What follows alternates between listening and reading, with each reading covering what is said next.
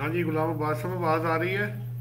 जी अस्सलाम वालेकुम सर। जी सर आ रही है सर। बस थैंक ठीक है, यू अभी थैंक अभी बस शुरू करते हैं। लोग घर जाते हैं। जी जी। यू जी।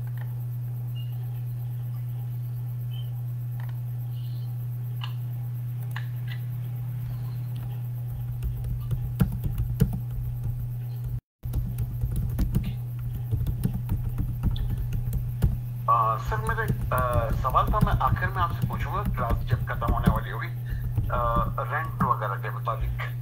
जी जी बिल्कुल। ठीक सर। हाँ इसीलिए। कंफ्यूजन है लेकिन मैं आखिर में पूछ लूंगा ताकि सब स्टूडेंट वगैरह आ जाए। हाँ अच्छी बात है, सबका फायदा हो जाएगा। जी जी सर।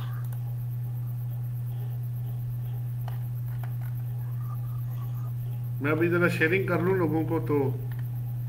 जी जी सर।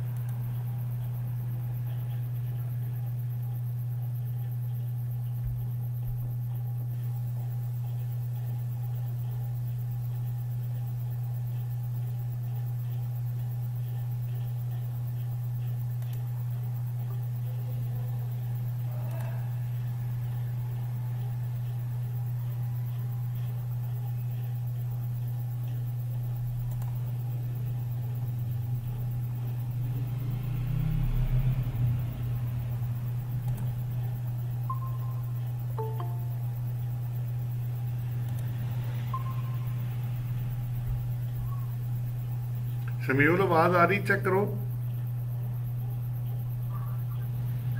आ रही है। ठीक हो गया।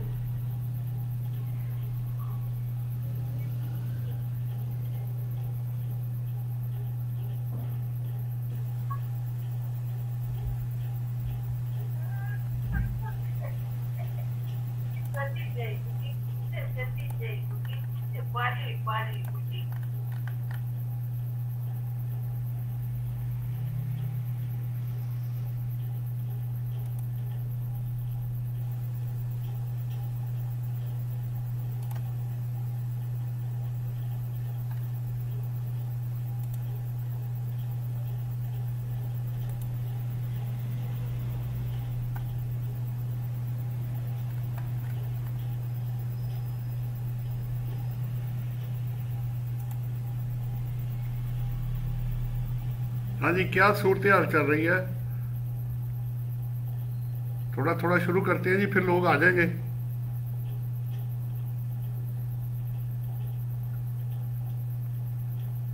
शमीउल किधर गए हो? मैं क्या चल रहा है? कोई नई इंफॉर्मेशन, कोई डिस्कशन, कोई पॉइंट निकाला है? नहीं सर, रिसेंटली एक चीज शेयर हुई थी कि सेल टैक्स में उन्होंने जो अनरजिस्टर्ड सेल है हम्म। इंडिविजुअल को या किसी को, उसको आप कमिश्नर की अप्रूवल के बगैर रिवर्सल सेल रिटर्न नहीं कर सकते। कुछ ऐसे आया, इसके ऊपर एसआरओ आया। हाँ जी, तो ये तो बड़ा मुश्किल नहीं हो जाएगा थोड़ा? एक्चुअली आपने कर दी। हर सूरत में वो अनरजिस्टर्ड सेक्टर को ही डिस्करेज करना है ना उन्होंने, उसी तरफ उसी का एक स्टेप ये भी है। सर इसमें एक सूरत हाल और भी पैदा होती है कि अगर मैंने किसी को शेयर कर दिया, वो पार्टी ने एक्सेप्ट ही नहीं किया सामान, और इनवाइस मैंने कर दी, बाद में पार्टी ने कह दिया जी मुझे सामान नहीं चाहिए, तो वो उसकी रिवर्सल फिर वो भी मेरे लिए वो इनवाइस तो स्टैंड कर देगी। तो उसकी कैंसिलेशन ये सिर्फ मैंने उसको थोड़ा सा ही पढ़ा था, मेरे ख्याल डेबिट क्रेडिट नोट के ऊपर ऑब्जेक्शन लगा हुआ है, जो मुझे समझ आई थी बात। मुझे जो करेक्ट समझ आया वो यही है कि आप कमिश्नर की इजाजत मतलब अप्रूवल इज रिक्वायर्ड कि आप अनरजिस्टर्ड सेक्टर में अगर सेल करेंगे तो उसकी रिवर्सल के लिए आपको कमिश्नर की उसकी वजह ना वो फिर वो इसलिए कर रहे हैं कि लोग क्या करते हैं कि वो रजिस्टर्ड को डिस्करेज करते हैं, ठीक है, अनरजिस्टर्ड की तरफ जहां से इनवाइस मिली बीच में डाल दी, समझो ना इस चीज को, ये भी बड़ा चक्कर है ना। देखो कि अनरजिस्टर्ड को आपने सेल करनी, आपने तो डाल देनी है, लेकिन वो बंदा तो रिपोर्ट नहीं ना कर रहा। नहीं वो नहीं कर रहा, वो सेक्टर बढ़ के पहले से ज्यादा बेहतर चल रहा है, तो कैश पे सामान ले वो हमेशा से ही बेहतर था, उसकी फिक्र मत करो आप, वो हमेशा से ही चल रहा था, ठीक है। अब जाहिर बात है अब उन्होंने चेक एंड बैलेंसेस डाले हैं, तो अब थोड़ा कोई देखें, अब एक चीज को ठीक होने में टाइम लगता है ना, एकदम से तो नहीं हो जाता। अब जैसे आपने देखा वो ट्रैक एंड ट्रेस सिस्टम निकाला है, ठीक है, ये पॉइंट ऑफ सेल निकाला है, ठीक है, इसके बाद अब ये डेबिट क्रेडिट नोट का इशू अब आ रहा है, ठीक है, उसके बाद फर्दर सेल टैक्स 4% है, नॉन एटीएल के लिए डबल इनकम टैक्स है, उनको गवर्नमेंट का कॉन्ट्रैक्ट नहीं मिल रहा, चैम्बर की मेंबरशिप नहीं मिल रही, ठीक है, ठीक है, फिर उनकी प्रोविजनल असेसमेंट की भी पावर है इनकम टैक्स में, मेरा हाल 10 शेड्यूल है जिसके अंदर जो रेट्स दिए हुए हैं। सो आहिस्ता आहिस्ता वो क्या कर रहे हैं कि जो नोजल्स हैं वो उसके टाइट कर रहे हैं, जो कि अनरजिस्टर्ड है बेसिकली। लेकिन दुनिया में आपको पता है सिस्टम तो चलते रहते हैं ना, खत्म तो कुछ नहीं हो जाता, वो रास्ते निकालते रहते नहीं कोई ना कोई। देखे ना, जैसे अच्छाई के साथ बुराई और बुराई के साथ अच्छाई पैरेलल चलती है, ये दुनिया इसी तरह ही चलती है। भारत उनका काम है कि लोगों को ट्रैक एंड ट्रेस सिस्टम और जो क्या कहते हैं डॉक्यूमेंटेशन ऑफ की तरफ लेकर आए। अब जिसने करना है वो करेगा, जिसने नहीं करना रिस्क एंड रिवार्ड उसी बंदे का होगा, लेकिन कब तक करेगा ये भी एक चीज़ है ना। अब ये भी ध्यान में रखना, अब हर चीज़ का एक डेडलाइन होती है, उसके बाद वो फिर एक्सपायर हो जाती है। अगर आप अनरजिस्टर्ड में करते जाएंगे एक दिन आएगा कि वो भी बंद हो जाएगा। एक हद तक तो ठीक है, उसके बाद कब तक चलेगा ये।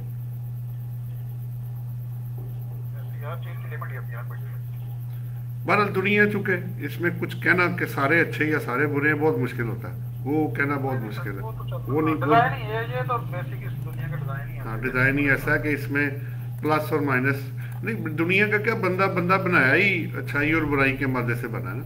अब उसने उसके वो ये कोई फरिश्ता तो है नहीं कि हर वक्त नेक काम ही करता रहेगा, वो तो है नहीं इसके अंदर। बहरहाल और कोई ये आपका पॉइंट अच्छा था, आपने नई चीज़ जो मैंने देखी उसमें मैंने भी देखी थी, मैं कहा यार ये तो अब मसाइल ज़ाहिर बात है, लेकिन इसमें जो रजिस्टर्ड भी फंसेगा ना अगर सेल रिटर्न होएगी, तो वही एक मसला आ गया ना कि वो इन्वॉल्व तो वो भी अंदर शामिल है, क्योंकि अगर अनरजिस्टर्ड टू अनरजिस्टर्ड है वो तो दोनों ही रजिस्टर्ड ही हैं, वो तो सिस्टम के अंदर है ही नहीं, वो बाहर से ही आया और बाहर से निकल गया।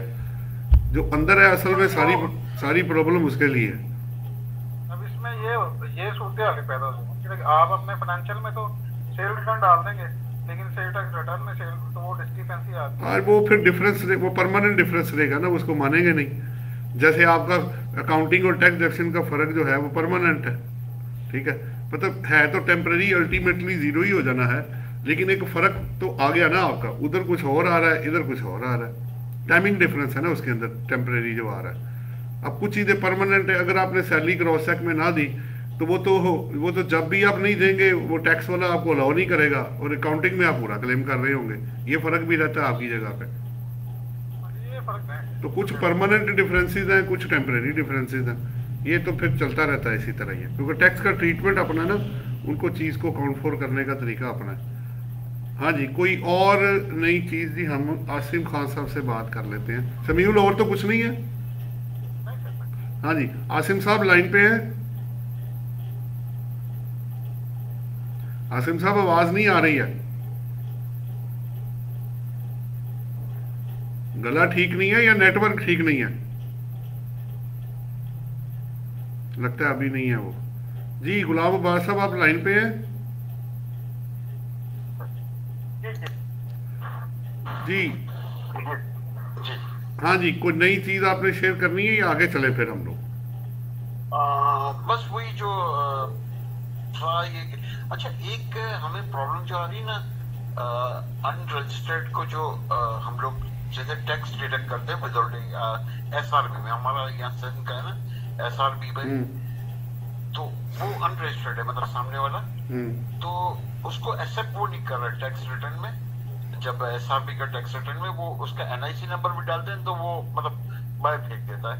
तो फिर सिस्टम एरर टैक्स तो उसका विथहोल्ड कर लिया वो सिस्टम एरर होगा ना। पीछे से आप एफबीआर को फोन करें उन्हें कि जनाब ये हम एंटर कर रहे हैं हमने इसकी लायबिलिटी डिस्चार्ज करनी है। अब तो मेरे ख्याल रिटर्न विद होल्डिंग स्टेटमेंट जो है वो रिटर्न के अंदर ही है ना आपकी? जी जी जी जी उसके अंदर ही है। उन्हें कि जी ये हम जमा करा रहे हैं उसका तो उसका क्रेडिट उसको देना है तो आप इसको जरा एक्टिवेट करें, ठीक है ना? सही सही सही राइट। और कोई लीगल लिमिटेशन तो है नहीं क्योंकि टैक्स तो आपने काट लिया है। बिल्कुल बिल्कुल। अच्छा एक और भी है आपने तो खैर जमा कराना है। अब इशू ये है कि क्रेडिट उसको मिलना कोई नहीं है, ये भी ध्यान में रखिएगा।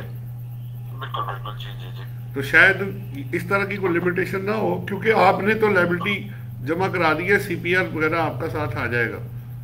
बिल्कुल बिल्कुल। आप अपनी जिम्मेदारी पूरी कर दी, आपने डिक्लेरेशन की बात रही तो वो क्योंकि वो शायद लग ये रहा है कि उसको चूंकि उसने इनपुट तो लेना कोई नहीं है, वो रजिस्टर्ड ही नहीं है। सही सही सही। वो तो गया अब उसका पैसा। पूरा जैसे 13% यहाँ रेट है एसआरबी का जी जी तो पूरा 13% ही हम उसमें से काट लेते हैं जी। वो आपके विद होल्डिंग के रूल्स अलग होते हैं ना, उसमें लिखा होता है कि आपने 1% काटना है, 5% है, 13% है, कितना परसेंट है वो आपकी वो बताता है आपको पूरा काटना है कितना काटना है और कब नहीं काटना ये भी बताया होता है उसमें, ठीक है ना? वो पीआरए में भी ऐसा ही है, उसका मेरे ख्याल 11th शेड्यूल है उसमें उन्होंने बताया हुआ है कि किसका कब काटना है कितना काटना है और कब नहीं काटना, उसका स्पेसिफिक एक्सक्लूजन भी गिवन है। आप जरा चेक कर लीजिएगा उसका एक्सक्लूजन में तो नहीं नाम आ रहा। हाँ मैं चेक कर लूंगा सर। वो जरूर चेक कर लें क्योंकि हो सकता है कि वो कहेगा जी इसका तो काटना ही नहीं था तो आपने क्यों काटा, वो वाला चक्कर तो नहीं है। अब या तो ये है या फिर सिस्टम एरर ना हो, कई दफा सिस्टम में एरर आ जाता है वो फिगर्स को एक्सेप्ट नहीं कर रहा होता।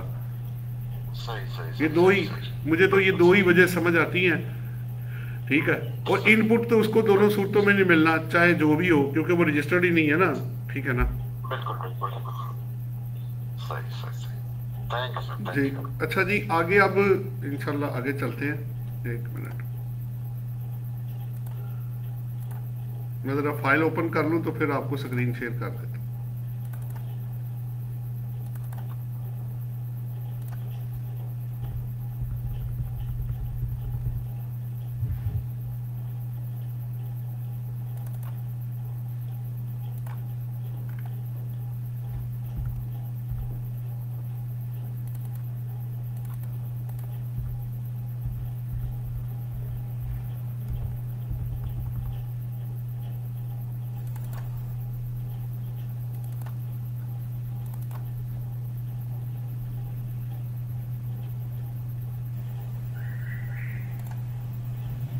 हमने लास्ट आप लोगों का कहाँ स्टॉप किया था जी? हम टॉपिक जो शुरू किया हुआ था ताकि मैं वहीं से शुरू करूं।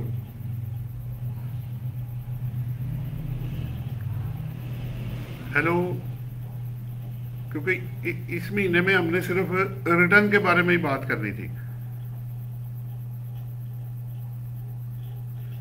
किसी को कुछ याद है जी? हेलो, मेरा हाल है बिजनेस इनकम हमने शुरू किया हुआ था, उसके जो नॉट अलोएबल एक्सपेंडिचर थे उसकी बात हो रही थी।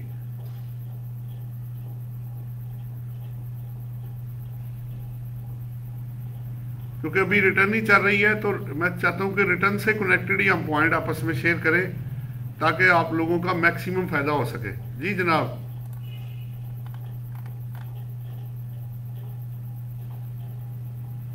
रिटर्न के हवाले से तो यही है पहला सवाल कि what about the chances of extension in date.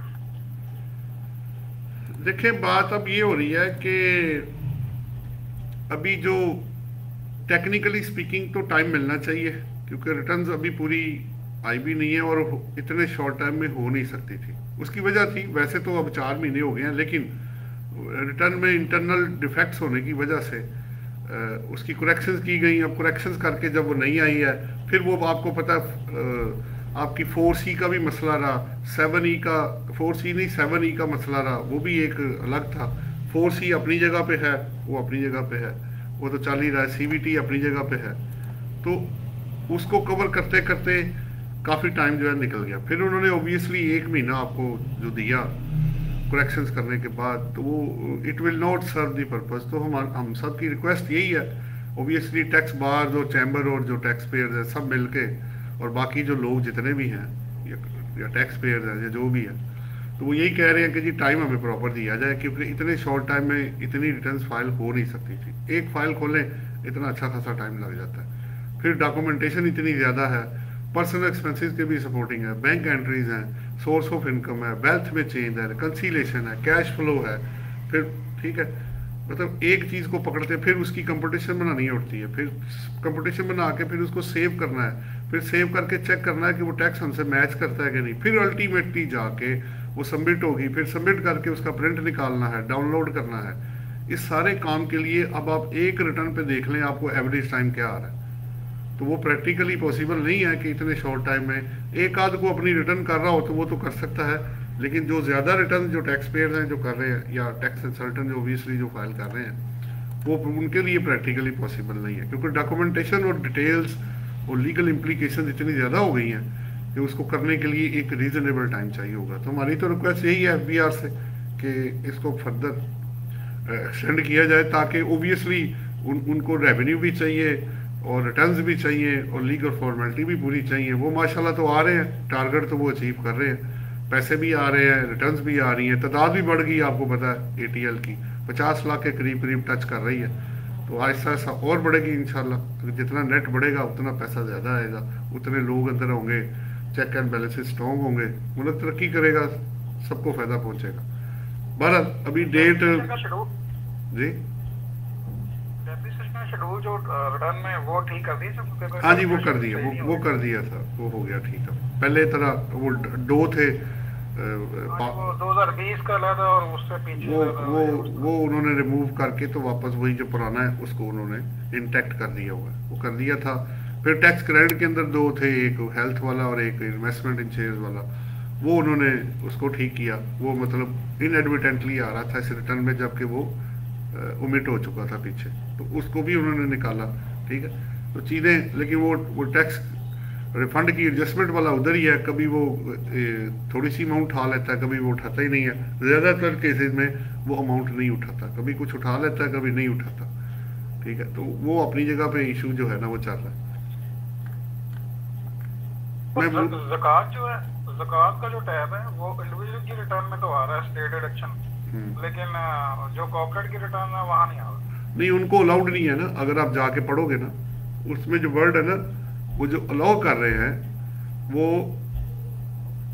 Sahib निसाब जो बंदा होता है ना, बेसिकली ये उस पे एप्लीकेबल है। ये मेरी इंफॉर्मेशन के मुताबिक कंपनीज और AOPs के लिए नहीं है, ठीक है। तो फिर वो आगे दिया किसको गया, वो एक फर्स्ट शेड्यूल है जहां विद होल्डिंग वाला हो जाता है, जिन लोगों पे नहीं होता उसका शेड्यूल 2 है। तो इसमें ये 2-3 चीज़ें इंपॉर्टेंट है कि उसमें एक ज़कात फंड में पैसे देने हैं, या उन लोगों को जिसको कि ज़कात फंड कहेगा कि ये इंटाइटल्ड है। 2 तरीके हैं, डायरेक्टली या इनडायरेक्टली। ये मैंने इस पर थोड़ा सा होमवर्क किया था, तो ज़कात का जो लॉ है उसको थोड़ा स्टडी किया था, तो उसके अंदर ये चीज़ें सामने आई थी कि बेसिकली वो इंडिविजुअल्स के लिए है, मेरे नॉलेज के मुताबिक AOP और कंपनीज पे वो साहिब निसाब है ना, तो उस पर एप्लीकेबल नहीं है। दूसरा विद होल्ड करना है जी, मैं कह रहा हूं कॉर्पोरेट के लिए पर वो बैंक चार्जेस बन जाएंगे। हाँ जी, ओबियसली वो फिर आपको दूसरी तरफ चला जाएगा, क्योंकि जो ज़कात एनुशन ऑर्डिनेंस है वो अलाउ करेगा और उसके अंदर आप पेमेंट करेंगे तो तभी आपको मिलेगा। अगर आप वैसे किसी बंदे को ज़कात दे देते हैं जो कि उस फंड के ज़ुमरे में नहीं आता, या उसके हिसाब से डिज़र्विंग वो बंदा नहीं है, जिसको फंड कहे, तो वो वाला आपको एज ए पर्सनल एक्सपेंस होगा, अदरवाइज वो आपको एज ए डिडक्टेबल अलाउंस नहीं मिलेगा जो उसके अंदर उन्होंने दिया हुआ है। ये थोड़ा सा हमने होमवर्क किया था कि ये क्या होगा, वो करना पड़ता है वो फिर कहीं ना कहीं पहुंचने के लिए। हाँ जी, SRO वो पूछ रहे हैं जी कौन सा है अभी जो अभी रिसेंटली आया। महमूद साहब आप ज़रा FBR की साइट पे जाएंगे तो उस पर SRO चेक करें। उन्होंने सेल टैक्स के अंदर जो है ना ये SRO जो है ना कि जो अनरजिस्टर्ड को सेल है वो कमीशन के बगैर जो अप्रूवल रिक्वायर्ड है वो उस पर बात हुई है उसके अंदर। मेरा ख्याल है आपको जवाब मिल गया होगा, उसको चेक कर लीजिएगा। अच्छा जी,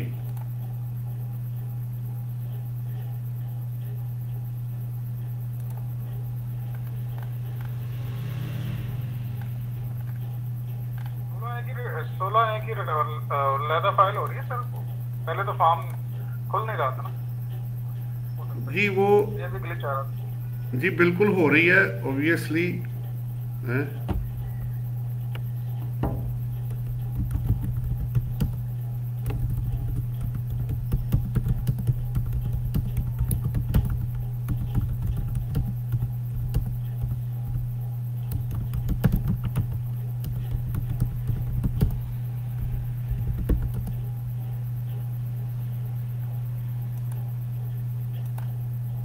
सर वही है ना, 10,000 इनकम $10,000 तक और कैसल जो है वो $1,00,000 तक। जी उन्होंने जो एक्चुअली तीन चार मोटे पॉइंट्स है ना, वो ये है कि पहली बात तो ये कि ये रेजिडेंट इंडिविजुअल पे एप्लीकेबल है जिन्होंने इसको फाइल करना है। नंबर 1, किसने करना है? रेजिडेंट इंडिविजुअल ने। कब करना है? जब उसकी फॉरेन सोर्स इनकम $10,000 के बराबर या ज़्यादा हो जाए, या उसकी वेल्थ फॉरेन एसेट्स की वो $1,00,000 से बराबर या ज़्यादा हो जाए। इसमें अगर सक्सीडिंग ईयर में मेरे पास थी ये क्राइटेरिया में मैं फॉलो कर रहा था और अगले साल मेरी इनकम कम हो जाती है या एसेट कम हो जाती है तो फिर ज़रूरत नहीं है आपको। नहीं, लेकिन एक इशू है ना इसके अंदर समीउल, एक इशू ये है, वो ये है कि अब जो फॉरेन एसेट्स हैं, जो आपकी एसेट्स माइनस लायबिलिटीज करके आएंगे, वो अब आपकी जो इनसाइड पाकिस्तान एसेट्स में जो एक्चुअली जो वेल्थ स्टेटमेंट अब आप फाइल कर रहे हैं वो ग्लोबल वेल्थ स्टेटमेंट है, अब वो उसका हिस्सा है फॉरेन एसेट्स। अब जब वो उसको वो तो अगर आप अंदर डालोगे तो आपको एक्चुअली होना पता है कि आपको 2 कॉलम बनाने पड़ेंगे। आप एक आपको लोकल एसेट्स का बनाना पड़ेगा, एक फॉरेन एसेट्स का, और इसी तरह ही हम कर रहे हैं। और फिर उसकी रिकंसिलिएशन, वेल्थ स्टेटमेंट और कैश फ्लो अलग अलग बनानी पड़ेगी, फिर आप उनको मर्ज करेंगे। और एक मिनट सर, सॉरी ये फैसल का माइक जरा ऑफ करा दे, पे वो शो रहा है इनका ऑन। आपकी आवाज सही आ रही। फैसल माइक जरा ऑफ म्यूट कर लेना।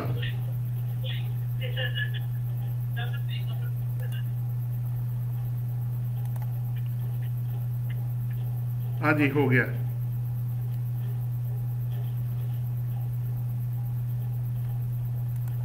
हाँ जी, तो वो उसके बगैर अब आप समीउल आगे ना जा नहीं सकते। आवाज आ रही है?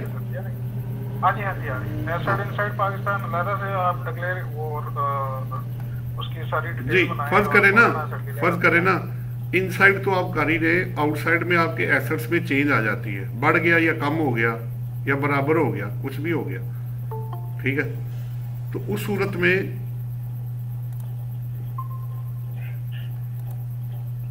जब इसमें मैंने जो देखा है उसमें बहुत सारे लोग एक ये भी, यानी कि इसको क्या कह लें, उस्तादी कह लें या चालाकी या जो भी इसको कह लें आप, कि वो डॉलर की जो फ्लक्चुएशन है ना उस पर गेन ऑफर नहीं करते, और वो क्या करते हैं कि जब हिस्टोरिकल जो कॉस्ट आई थी ना उसी पे एक्सपेंसेस या उसी पे विड्रॉ करके तो वो बराबर करते जाते हैं।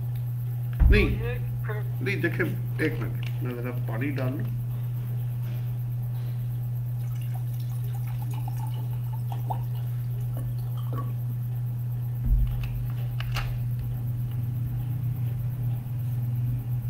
वो कहते हैं जी हम गेन पे टैक्स क्यों दें,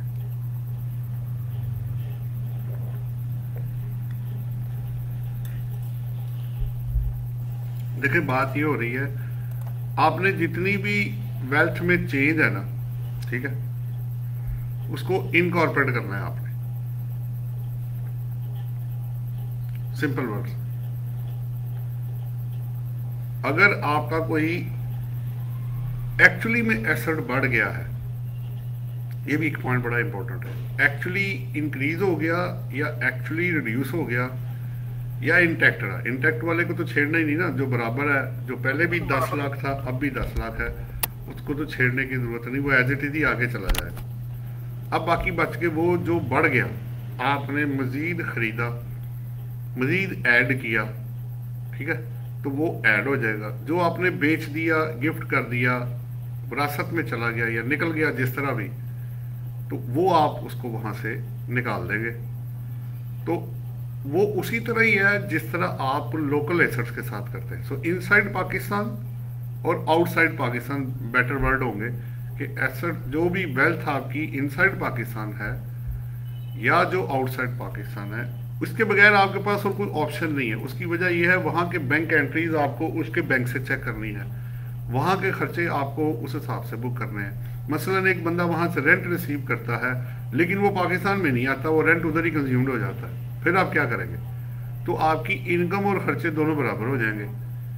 सो ज़्यादा भी हो सकते हैं, कम भी हो सकते हैं। ये तो आपको केस टू केस बेसिस पे स्टडी करना पड़ेगा कि वो पैसा आया कि नहीं आया और उधर कंज्यूम्ड हुआ कि बैंक में गया या कोई चीज़ बना ली, क्योंकि रिकंसिलेशन, कैश फ्लो और वेल्थ स्टेटमेंट बिल्कुल उसी तरह ही है जिस तरह आप इनसाइड पाकिस्तान की बना रहे हैं, ठीक है। इसके अलावा आपके पास कोई भी और तरीका आप इस्तेमाल करेंगे, वो शॉर्टकट होगा, झटका सिस्टम होगा, चाल चलाऊ काम होगा, लेकिन वो डबल एंट्री के बगैर आप करेंगे तो काम आपका वो इनसाइड का भी खराब हो जाएगा। इसलिए कोशिश करें कि आप चीज़ों को सही तरह मैनेज करें। 71 सेक्शन एक मिनट, मैं जरा चार्जिंग इसकी नहीं आ रही, एक मिनट।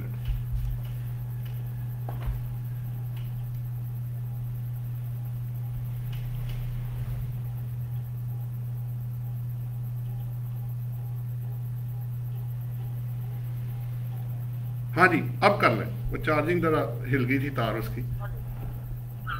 सॉरी, मैं कह रहा था कि लोग क्या कर रहे हैं कि जो करेंसी, फॉरेन करेंसी का गेन है ना, उसको रिपोर्ट करने की बजाय, उस पर गेन पे टैक्स देने की बजाय वो क्या कर रहे हैं कि जो कॉस्ट पहले उन्होंने लगाई थी उसी कॉस्ट पे खर्चे बुक कर लेते हैं, या उसको ड्रॉ करते हैं तो उतना ही वो उसकी ड्रॉइंग डाल देते हैं, तो वो कहते हैं हम टैक्स। तो ये प्रैक्टिस बड़ी लोग कर रहे हैं टैक्स बचाने के लिए। देखिए बात यह है, अगर तो आपने सिर्फ ट्रांसफ़र ही किया है फॉरेन करेंसी से फॉरेन करेंसी में, या आपने तो या पड़ा हुआ है उसमें कोई चेंज नहीं आई, या फिर सिचुएशन और है। लेकिन अगर आप उसको ओबियसली, इसमें एक और भी इशू है ना कि अगर तो आप इसको अर्न कर रहे हैं प्रॉफिट, और आपने फॉरेन करेंसी को, अब दो तरीके हैं ना, एक होता है कि आपके $10,000 पड़े हुए हैं, वो पड़े रहे, आपने कोई उस पर ज़्यादा से ज़्यादा आप क्या करते थे कि उसके अंदर पड़ा रहता था, या चेंज नहीं आती थी, या डिपॉजिट करा देते थे, विड्रॉ का कोई सीन नहीं उसके अंदर आ रहा था, ठीक है। एक है बिजनेस इनकम, जैसे मनी चेंजर है या जो करेंसी में डील करते हैं उसकी बात हो रही है, तो वो तो उसका ज़ाहिर बात है बिजनेस इनकम है। आपने अगर कभी कभार इसको करना है तो वो जो गेन होगा, अगर आप ये प्रूव कर देते हैं, क्योंकि केस टू केस बेसिस पे हर चीज़ अब जो है ना, वक्त के साथ साथ हर चीज़ जो है ना वो बदल रही है। वो एक प्रिंसिपल आप सब पे अप्लाई नहीं कर सकते जब तक कि आप उस स्पेसिफिक केस को स्टडी ना कर लें, चाहे वो जजमेंट हो, चाहे वो रूल हो, चाहे जो भी हो, आपको केस टू केस बेसिस पे उसको स्टडी करना है। क्या ये जो सिचुएशन अराइज हुई है, क्या आपका केस उसमें फॉल करता है कि नहीं करता, फिर आप उसको लेके चल सकते हैं। अगर आप ये बिजनेस इनकम से निकल जाते हैं या रेगुलर बेसिस पे काम नहीं कर रहे, आपकी ट्रांजैक्शन पीछे बता रही होंगी ना, आपकी बैंक स्टेटमेंट में जब चेंज आएगी, जब मैं कॉपीज आपसे लूँगा बैंक स्टेटमेंट की, तो मुझे ज़्यादा देर नहीं लगेगी, मुझे पता लगेगा पैसा आ रहा है, पैसा निकल रहा है, पैसा आ रहा है, पैसा निकल रहा है, ठीक है, आ रहा है, जा रहा है, आ रहा है, जा रहा है। तो मैं कहूँगा भाई आप तो सिंपल करेंसी में बिजनेस कर रहे हैं, अब आप शो नहीं हो रहे, शो नहीं कर रहे, और कह रहे हैं जी ये मेरा कैपिटल एसेट है तो मुझे टैक्स ना देना पड़े। तो चलो ठीक है, मैं इसको मतलब एक बात हो रही है। तो पहले आप कैपिटल स्टॉक एंड ट्रेड से निकलेंगे तो फिर कैपिटल एसेट में आएंगे ना। अब आप बिजनेस शुरू कर दें, प्रॉपर्टी को ले लें आप, प्रॉपर्टी, करेंसी और भी चीज़ें जो आप फर्नीचर है या कोई और चीज़ है, अब आप उसमें सेल परचेज शुरू कर दें और कहें कि मेरा कैपिटल एसेट है जो प्रॉपर्टी है, तो मैं कैपिटल गेन में मैंने नहीं टैक्स देना या कम टैक्स देना है, तो कानून ने आपकी मर्जी के हिसाब से थोड़ी चलना है। वो तो देखेगा कि नेचर ऑफ ट्रांजैक्शन क्या आपकी हो रही है। ये असल में मेन पॉइंट है जिसकी तरफ लोग आते नहीं हैं। नहीं आते भी हैं लोग, सारे एक जैसे नहीं है। वो फिर वही बात है, केस टू केस बेसिस पे होगा। अगर ये बनता होगा तो आप पे करेंगे, और अगर नहीं बनता होगा और ये कैपिटल एसेट हुआ, यानी कैपिटल एसेट तो वैसे नहीं है ये, तो कैपिटल रिसीट बन जाएगा, फिर ये एग्जेम्प्ट हो जाएगा फ्रॉम टैक्स। इस पे जजमेंट्स हैं जो ये कहती है, लेकिन बात फिर वही है कि आप पहले उस चीज़ को प्रूव करेंगे तो तब आप उस चीज़ से बाहर निकलेंगे। हाँ जी, इंडिविजुअल का गेन भी तो टैक्स से कट गया ना, इनकम वाले सोर्सेज में अगर करेंसी के फ्लक्चुएशन की वजह से गेन होता। देखिए बात अब ये है कि वहाँ डायरेक्टली तो ये नहीं लिखा हुआ, ये ज़रूर है कि जो किसी और हेड में नहीं आएगा तो इसमें फॉल करेगा। लेकिन क्या हर चीज़ जो है वो रेवेन्यू रिसीट है? अगर वो कैपिटल रिसीट होती है तो फिर वो एग्जेम्प्ट फ्रॉम टैक्स हो जाती है। देखे ना आप, पहले क्या होता था कि गोल्डन हैंडशेक पेमेंट एग्जेम्प्ट थी, कैपिटल रिसीट थी, जॉब चली गई, फिर जब डिपार्टमेंट को पता लगा या एफबीआर ने जो भी जो था आपका फेडरल गवर्नमेंट ने फिर आप पावर ली इसको टैक्स करने की, और पावर करके लॉ बनाया कि जनाब ये करंट ईयर में ऐड करें। अब है ये capital receipt, so revenue receipts are generally taxable unless exemption is granted. Capital receipts are exempt from tax unless taxation law उसको टैक्स ना कर दे। अब ये बेस्ट एग्जांपल है गोल्डन हैंडशेक आपकी, जब से ये आया उससे पहले ये एग्जेम्प्ट था, इस पर टैक्स नहीं था, फिर इसको लॉ बदला गया और इसको अंदर लाया गया। आप अपनी उसको देख लेना, प्रॉपर्टीज़ को देख लें, स्टॉक एक्सचेंज को देख लें। स्टॉक एक्सचेंज जब तक नेट के अंदर नहीं आया तो उसको कैपिटल जो लिस्टेड कंपनी के हैं वो भी तक जो है वो कैपिटल एसेट्स के अंदर ही है, जबकि जो अदर देन पब्लिक कंपनी के शेयर हैं वो नॉर्मल टैक्स रिजीम में टैक्स किए जा रहे हैं। तो वो रेवेन्यू को जनरली टैक्स किया जाता है अनलेस एग्जम्पशन या जो भी आपकी क्रेडिट छूट जो भी मिलेगा आपको वो अपनी जगह पे है। और जो कैपिटल रिसीट्स हैं वो जनरली वो एग्जेम्प्ट होती हैं। जैसे अभी मिसाल दी कि उसमें आपका गोल्डन हैंडशेक जो है वो पहले एग्जेम्प्ट था, फिर उसको आल्दो की कैपिटल रिसीट थी लेकिन उसको टैक्स करने का जो तरीका है सेक्शन 12-13 के अंदर ला के उसको उन्होंने उसको टैक्स कर दिया। तो ये दो गोल्डन जो प्रिंसिपल्स हैं ये ज़हन में आपने रखने हैं, फिर आप अपनी चीज़ को बेहतर जस्टिफाई कर सकेंगे। हाँ जी, मतलब जो बॉटम लाइन जो यही निकलती है कि अगर ट्रांसपोर्टेशन के बोला तो वो टैक्स कर लेगा। नहीं क्या कह रहे हैं? अगर इंडिविजुअल के फॉरेन करेंसी अकाउंट से उसको करेंसी के फ्लक्चुएशन से गेन आता है, अगर वो पैसे ड्रॉ करता है या फंसता है वहाँ से तो उसका जो गेन है उसका फिर टैक्स कर देगा उसको। आपकी आवाज ना कट गई अंदर। जी अभी सही है। आपने शायद स्पीकर ऑन किया हुआ है मेरा ख्याल है। नहीं मेरे पास हैंड-फ्री है, मैं मोबाइल से इसको शायद इतना बेहतर ना हो। एक छोटा सा लैपटॉप ले लो ना, बड़ी आसानी हो जाएगी। एक तो इतने आप कोई महंगे भी नहीं है, दूसरा स्क्रीन बढ़िया आएगी और आवाज भी क्लियर आएगी। जब मौका मिले तो एक लैपटॉप ले लो। अब आप क्या कह रहे थे? मैं कह रहा हूँ कि इंडिविजुअल जो है उसके फॉरेन करेंसी अकाउंट जब वो पैसे खर्चेगा क्या ड्रॉ कराएगा, खर्चे करेगा तो करेंसी की फ्लक्चुएशन पे जो गेन होगा उस पे वो इनकम फ्रॉम अदर सोर्सेज में फिर टैक्स ऑफर करता है। नहीं फिर वही बात है ना कि क्या ये रेवेन्यू रिसीट है या कैपिटल रिसीट है? क्वेश्चन सिर्फ इतना सा है। रेवेन्यू रिसीट ही बनती है क्योंकि उसकी वजह कि इसकी कोई एग्जम्पशन तो दी नहीं उन्होंने, या आपको टैक्स नहीं लगेगा। नहीं तो फिर ये आपको कैसे पता कि रेवेन्यू रिसीट है ये कैपिटल रिसीट नहीं है? अगर उसके वैसे ही डॉलर पड़े हुए थे 5 साल पहले, उसने 3 साल पहले कुछ नहीं किया, आज निकाल ली है, तो ये आपको कैसे पता कि वो रेवेन्यू रिसीट है? सर उसको गेन तो आया ना, इनकम तो आई उसको। नहीं हर इनकम अब रेवेन्यू रिसीट नहीं ना होती। तो ये यूनिवर्सल कैपिटल रसीद कैसे बने? ये क्या बनी? ये कैपिटल रसीद कैसे बने? अब जैसे आप लैंड है आपके पास है, एक बात है, एक सिंपल एग्जांपल है ना, जब आप रेगुलर बेस पे नहीं करेंगे तो फिर अगर वो कैपिटल एसेट्स में ना गया तो फिर कैपिटल सीट बन जाएगा ना। इस चीज को भी देखो ना आप, बाकियों को भी देखना, या स्पेसिफिकली कहीं लिखा हो तब भी है कि जी ये वाला जो होगा तो ये टैक्सेबल होगा। हर चीज हर वक्त टैक्सेबल नहीं हो सकती और हर वक्त वो एग्जेम्प्ट नहीं हो सकती। वो डिपेंड करता है कि वो उसकी नेचर, टाइप, किस बंदे और किस लॉ सेक्शन के, किस लॉ के किस सेक्शन में वो फॉल कर रहा है, तब आप जाके। वैसे आपने देखो ना, आप एक पेंशन लेते हो, एक बात है, अगर आप गवर्नमेंट इदारे से लेते हो तो एग्जेम्प्ट है,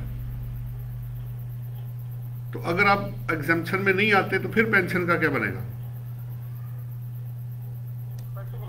तो फिर उस हिसाब से आपको टैक्स देना। अब एक ही वक्त में एक चीज एक बंदे के लिए टैक्सेबल है, दूसरे के लिए एग्जेम्प्ट है, या पार्टली एग्जेम्प्ट है, जिस तरह आप समझ लो। तो इसलिए एक ही स्टैंडर्ड्स, एक ही यार्ड स्टिक सब पे सेट नहीं किया जा सकता। वो नेचर और टाइप और उसको देखना पड़ता है, वो बहुत जरूरी है। मेरा ख्याल है आप समझ गए होंगे। एक कुछ टैक्स हो रहा था, इसलिए मैं थोड़ा कंफ्यूज था कि इसमें लूजल के जो गेन है फॉरेन, मैंने कहा ना, फॉरेन करेंसी जो उसके पास आई है, अगर वो रेगुलर बेसिस पे कर रहा है तो फिर तो ऑब्वियसली बिजनेस इनकम ना हुई तो अदर बिजनेस या अदर में किसी एक में तो वो चला ही जाएगा। ठीक है, तो रूटीन में फॉरेन करेंसी अकाउंट मेंटेन करता है और डॉलर आते जाते रहते हैं, वो खर्चा करता है। और पाकिस्तान में तो आपको पता है करेंसी की फ्लक्चुएशन बहुत ज्यादा है। और दूसरा उसको जो पैसे आ रहे हैं उसको भी देखना पड़ेगा ना। उसको जो पैसे आ रहे हैं, अगर एक बंदे के पास, एक और भी चीज है, एक बंदे के पास फॉरेन रेमिटेंस आई है, एक बात है, बाहर से पैसा आया, उसको कन्वर्ट करके जो वो पैसा लेगा वो टैक्सेबल नहीं है, वो तो एग्जेम्प्ट है। ये भी पॉइंट नोट करने वाला, समझ आती है बात? अब आप उसको इधर नहीं ना रगड़ोगे। आपको आया, आपको 4 करोड़ आ गया, तो आप तो कहेंगे जनाब आपको तो प्रॉफिट हुआ है, आप मुझे टैक्स दें, क्योंकि आपको तो 3 माह पहले पैसे आए या आपने हफ्ते बाद इन कैश करवाया, उसका रेट 100 रुपया था, आज आपको 150 मिल रहा है, तो वो तो फिर उसका नसीब है ना, जब आ गया उसका रेट जो उसको मिलेगा। इस केस में तो टैक्स नहीं होगा, तो वो आपको उस हिसाब से पहले चेक करना पड़ेगा ना। ये नहीं है ना कि एक ही यार्ड स्टिक अब सब पे अप्लाई कर दें। वो कहेगा भाई मेरे बाहर से पैसे आए, मैं निकलवाई जा रहा हूँ, क्या मसला है इसमें? अब एक बंदा वो सेम टैक्स ईयर में नहीं इन कैश कराता, वो 3 सालों में इन कैश करा लेता है, तब आप क्या करोगे? वो हर साल $10,000 निकाल लेता है, उसको बाहर से पैसे आते हैं, वो $10,000 निकाल के अपने खर्चे पूरे कर रहा है। इस सूरत में क्या कहोगे आप? इस सूरत में अगर मुझे पैसे आ जाते हैं बाहर से और मैं 2 साल उनकी इनकैशमेंट नहीं कराता, तो मैं रिपोर्टिंग तो करनी है ना। तो रिपोर्टिंग तो रुपीज में होती रहनी है ना, अंदर लिख देंगे ना हम इतने डॉलर है, तो उसने कन्वर्ट नहीं किए, सिर्फ ये एक हुआ है मसला। अदरवाइज तो वो जो कन्वर्जन है, अब उसके ऊपर तो टैक्स नहीं लग रहा ना। उसने कौन सा खरीद के अंदर डाले थे, बाहर से आया था पैसा। लेकिन मैं पूछना चाहता हूँ कि जिस वक्त हम कन्वर्जन कराएंगे, अगर उस टाइम रेट में 100 रुपए का फर्क पड़ चुका हो, तो वो जो डिफरेंस होगा वो फिर रिकैल्कुलेशन के पार बन जाएगा। नहीं, देखे ना, बात ये है, अगर मेरे पास ज्यादा पैसा आ भी जाता है, एक बात है, ठीक है, तो वो वैसे भी एग्जेम्प्ट है, क्योंकि वो था ही एग्जेम्प्ट बेसिकली। उसकी फौरन उस पे आपको सोर्स नहीं प्रूव किया जाएगा, और उस पे टैक्स आप चार्ज इसलिए नहीं कर सकते कि इनकम तो उसने कमाई कोई नहीं, वो तो वही वाले डॉलर थे जो उसके पास आए थे।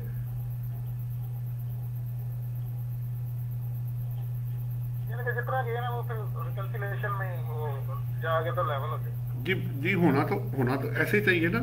देखें, या तो वो निकाल के इन्वेस्टमेंट करे, प्रॉफिट ऑन डेट ले, ठीक है, तो फिर तो बात समझ आती है।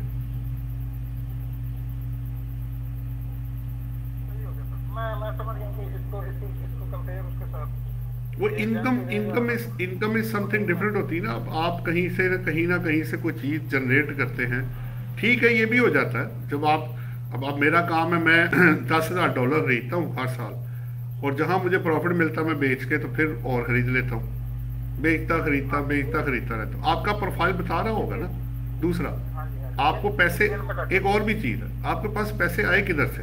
अगर मैंने एक्सपोर्ट की तो वो एक्सपोर्ट है, अगर मेरे भाई ने बाहर से भेजे हैं वो फॉरेन रेमिटेंस है, अगर मुझे लोन आया, अच्छा तब क्या करोगे? ये भी एक सवाल है। आपको बाहर से आपके दोस्त ने लोन भेज दिया $1,00,000, हाँ जी, और वो 2 महीने आपने निकलवाए नहीं है, 2 महीने बाद आप निकलवाते हैं। बिल्कुल ऐसा ही है। तो आपको तो रुपीज ही मिले, उसी डॉलर के बदले रुपीज मिले आपको। फिर आपने, अच्छा एक और भी मसला है, अगर आप कहोगे ये इनकम है तो जब वापस करोगे उसको अगर रेट अगर डबल हो गया तो फिर लॉस देंगे ये मुझे? लॉस तो रिकग्नाइज नहीं होगा। क्योंकि मुझे तो मिले, उसने तो डॉलर मांगने हैं ना भाई, मैंने $1,00,000 दिए या 10,000 दिए, मुझे तो मेरे डॉलर वापस कर दो। अब जब मैंने कन्वर्ट अगर किए होंगे, अगर तो डॉलर पड़े होंगे वो तो आसान है, अगर वो रुपीज में कन्वर्ट हो गए वापस करने हैं तो फिर तो वो रेट किधर किधर पहुंच जाएगा। तो सर अगर मैं ओपन मार्केट से इसलिए, यानी कि मेरी इंटेंशन यही है कि मैंने कोई $20,000 पकड़ा और अपने बैंक अकाउंट में, फॉरेन करेंसी बैंक अकाउंट में जमा करा जी, और मैंने कहा जी मैं और इंटेंट, मुझे पता और इंटेंट भी आपकी यही, देखो ना इंटेंट, रेट बढ़ेगा। हाँ जी, हाँ रेट जी, बढ़ेगा तो $200 का फर्क नहीं पड़ेगा। अब मैं वही डॉलर मैंने या तो यूज कर लिए या विड्रॉ कर लिए, उस गेम का तो मुझे फिर इनकम मदद सोर्सेज में ऑफर करना पड़ेगा। वही मैंने आपको कहा ना, केस टू केस, क्योंकि ये एक टेक्निकल पॉइंट है, इतना सीधा पॉइंट नहीं है ये, जितना आपको सीधा लग रहा है ना इतना सीधा है नहीं है। जिस तरह आपने इसको सेट किया ना, ये वाकई काफी कॉम्प्लिकेटेड पॉइंट है, इतना सीधा नहीं है। आपको बड़े आराम से उसको चेक करना है कि ये हो क्या रहा है भाई, ये पैसे किसने भेजे, क्यों भेजे, कब भेजे, किस लिए भेजे, और इसका ऑब्जेक्टिव क्या है, और कितने लोग हैं जो करेंसी में डील करके प्रॉफिट कमाना चाहते हैं, ये भी देख लें आप। हाँ जी, थोड़ी है क्योंकि हर किसी के पास सरप्लस पैसा हर कोई तो इस चीज में नहीं पड़ा होता ना कि जब मैं करेंसी लेके रख लूं, कल को रेट कल बढ़ेगा तो कम भी हो सकता है, फिर क्या करेगा? अगर आप खरीद लेते हैं तो रिस्क भी तो अंदर है ना, रेट कम भी तो हो सकता है। तो इसमें और स्टॉक एक्सचेंज में क्या फर्क हुआ? फिर दोनों ही कंट्रोल में नहीं है आपके, प्राइस का कोई पता नहीं है। बहरहाल ये तो नसीब की बात है, किसी का गेन है किसी का लॉस है। हाँ जी, पॉइंट आपका, बहरहाल एरिया आपका बड़ा अच्छा था, ये इसको अच्छा किया कि हमने इसको थोड़ा डिटेल में डिस्कस कर लिया, सबके काम आ जाएगा वो। आइंदा से ना जब भी आप फॉरेन करेंसी को डील करने लगे तो फिर उसके जो क्या कहते हैं ट्रांजैक्शंस को जो है ना उसको वेरीफाई करें कि वो नेचर और टाइप क्या है, फिर उसके बाद बात होगी। Thank you so much. हाँ जी, ख्वाजा साहब लाइन पे हैं? ख्वाजा साहब आवाज नहीं आ रही मुझे आपकी। हेलो जी जी, ख्वाजा साहब क्या हाल है? अस्सलाम वालेकुम सर, आवाज आ रही है सर? बिल्कुल आ रही। अब आपने अपने नाम के साथ दरवेश लिखा लिया आगे। सर ये तो शुरू से है सर, अब तो शुरू मैंने फिर नोट अब किया है तो अब साहब तो पहले थी, अब साथ दरवेश भी हो गया, देख ले। तो बस सर ऐसे तो नाम के साथ बढ़ाता जा रहा हूँ ना चीजें। चले ऐड ही हो रहा है ना, इज्जत में इजाफा ही हो रहा है ना। जी सर, बिल्कुल। जी ख्वाजा साहब, कोई क्वेश्चन लाए या कोई इंटरेस्टिंग क्वेश्चन? सर एक क्वेश्चन है जी। सर ऐसा हुआ कि एक गवर्नमेंट टीचर था प्रोविंशियल, उसको प्रमोट कर दिया गया एज ए प्रिंसिपल। ठीक हो गया। अच्छा, जब गवर्नमेंट टीचर था तो वो फुल टाइम टीचर अलाउंस ले रहा था, जब प्रिंसिपल बना तो उसका वो अलाउंस 25% उन्होंने खत्म कर दिया। मतलब वो जब उसको पे स्लिप आती है गवर्नमेंट की आईजी ऑफिस से, उन्होंने खत्म कर दिया वो 25%। अच्छा, 25% क्या था? Teacher full time teacher allowance था ना सर। अच्छा, फुल टाइम टीचर, ठीक हो गया। तो वो जो एजी ऑफिस की पे स्लिप आती थी वो उन्होंने वो खत्म कर दिया, उन्होंने वो कर दिया। अच्छा, उन्होंने क्या किया, उन्होंने कुछ और प्रिंसिपल भी थे प्रोविंशियल स्कूलों के, उन्होंने एफटीओ पे कंप्लेंट लॉन्च कर दी कि जी देखिए जो फेडरल के गवर्नमेंट स्कूल के प्रिंसिपल्स हैं उनको ये चीज मिल रही है, 25% अलाउंस मिल रहा है, और साथ उसका एक फैसला भी उसका अटैच कर दिया। एफटीओ ने क्या किया, केस कुछ ऐसा चलता रहा, एफटीओ ने क्या किया एफटीआर को कि इनको भी आप अलाउंस दें। अक्सर बात यह है कि 2022 का जो अलाउंस जो उनका नहीं मिला था उनको, तो 2023 में तो चलो सर ठीक है, उसको हम अभी फाइल कर रहे हैं, कर देंगे। जो 2022 में अलाउंस उनको नहीं मिला था, उसके साथ क्या करेंगे सर? मतलब उसकी रिफंड लेंगे, उसकी क्या करेंगे? नहीं, जो मिला ही नहीं तो आपको तो रिटर्न में शामिल करने की जरूरत नहीं है। आप ऐसे करें ना, आप रिसीवेबल में डाल दें, लेकिन वेल्थ में डाल दें अगर आपके मुताबिक रिसीवेबल है। वो मानते हैं कि देना है उन्होंने, जजमेंट आ गई ना आपके पास, आप रिसीवेबल में डाल दें, टैक्स में ऑफर ना करें उसको अभी, ठीक है? ठीक है सर, ठीक है सर। ताकि कल को जब मिले तो फिर आप उनको बता सकें कि जनाब, क्योंकि सैलरी वैसे भी रिसीव्ड बेसिस पे टैक्सेबल है, तो आपको तो हाँ रिसीवेबल में डाल दें, क्योंकि मिला तो है नहीं आपको, वो ऑफर मत कीजिएगा। वो पूछेंगे ऑफर नहीं किया तो आप कहेंगे मिला ही नहीं। और जब कल को ये इंटैक्ट हो जाए तो फिर आप उसके मुताबिक उसकी अगर एग्जम्पशन होगी तो एग्जम्पशन है, और अगर मिला तो फिर आप रिसीव्ड बेसिस पे एरियर सैलरी का जो ट्रीटमेंट है वो करेंगे। अच्छा ठीक है सर, ठीक है सर। ठीक, वैसे सर वो वैसे प्रिंसिपल साहब जब खुद एफबीआर ऑफिस गए तो उन्होंने एफबीआर वालों को कहा है कि ये आपको ये एडजस्टेबल है, या हम आपको रिफंड नहीं करेंगे, एडजस्ट करेंगे। रिफंडेबल है नहीं, आपको फुल टाइम टीचर का रिबेट है ना बेसिकली, आप उसकी बात कर रहे हैं। फुल टाइम टीचर का टैक्स क्रेडिट 25% जैसे फुल टाइम टीचर अलाउंस मिलता है। नहीं, वो तो फुल टाइम टीचर का मेरा ख्याल है टैक्स क्रेडिट है। यस सर, वो बिल्कुल बिल्कुल। तो फिर तो आपने ज्यादा टैक्स जमा करा दिया ना, आपने रिसीवेबल क्या स्टैंड करना है, उन्होंने टैक्स ज्यादा जमा करा दिया, ठीक है? तो आप उसका वो बात सही कह रहे हैं बीआर वाले कि आप टैक्स क्रेडिट का मतलब होता है टैक्स में छूट, इसकी वापसी नहीं होती, इसकी एडजस्टमेंट होती है। ठीक है सर, ठीक है सर। तो आपको रिटर्न में चेक करें वो एडजस्टमेंट दे रहे हैं। नहीं सर, वो रिटर्न में तो सर ये कह रहा हूँ सर 2023 में तो चलो हम 2022 का जो एडजस्टमेंट है वो 2023 में किस तरह करेंगे सर? नहीं, आपने 22 में क्या टैक्स ऑफर कर दिया था सर? तो 22 में तो वो पूरा हमसे ऑफर कर दिया था, उन्होंने हमें नहीं दिया था ना, ये तो मसला था, वो नहीं दिया तभी वो केस चलता रहा। तो अब इन्होंने फैसला टीचर्स के हक में दे दिया एफटीओ ने। असल में पता क्या है, पहली बात तो ये है कि एफटीओ का जो डिसीजन है बेसिकली वो डायरेक्शन देते हैं, वो जजमेंट्स नहीं देते। पहली बात तो ये बात तो ठीक है जो भी है।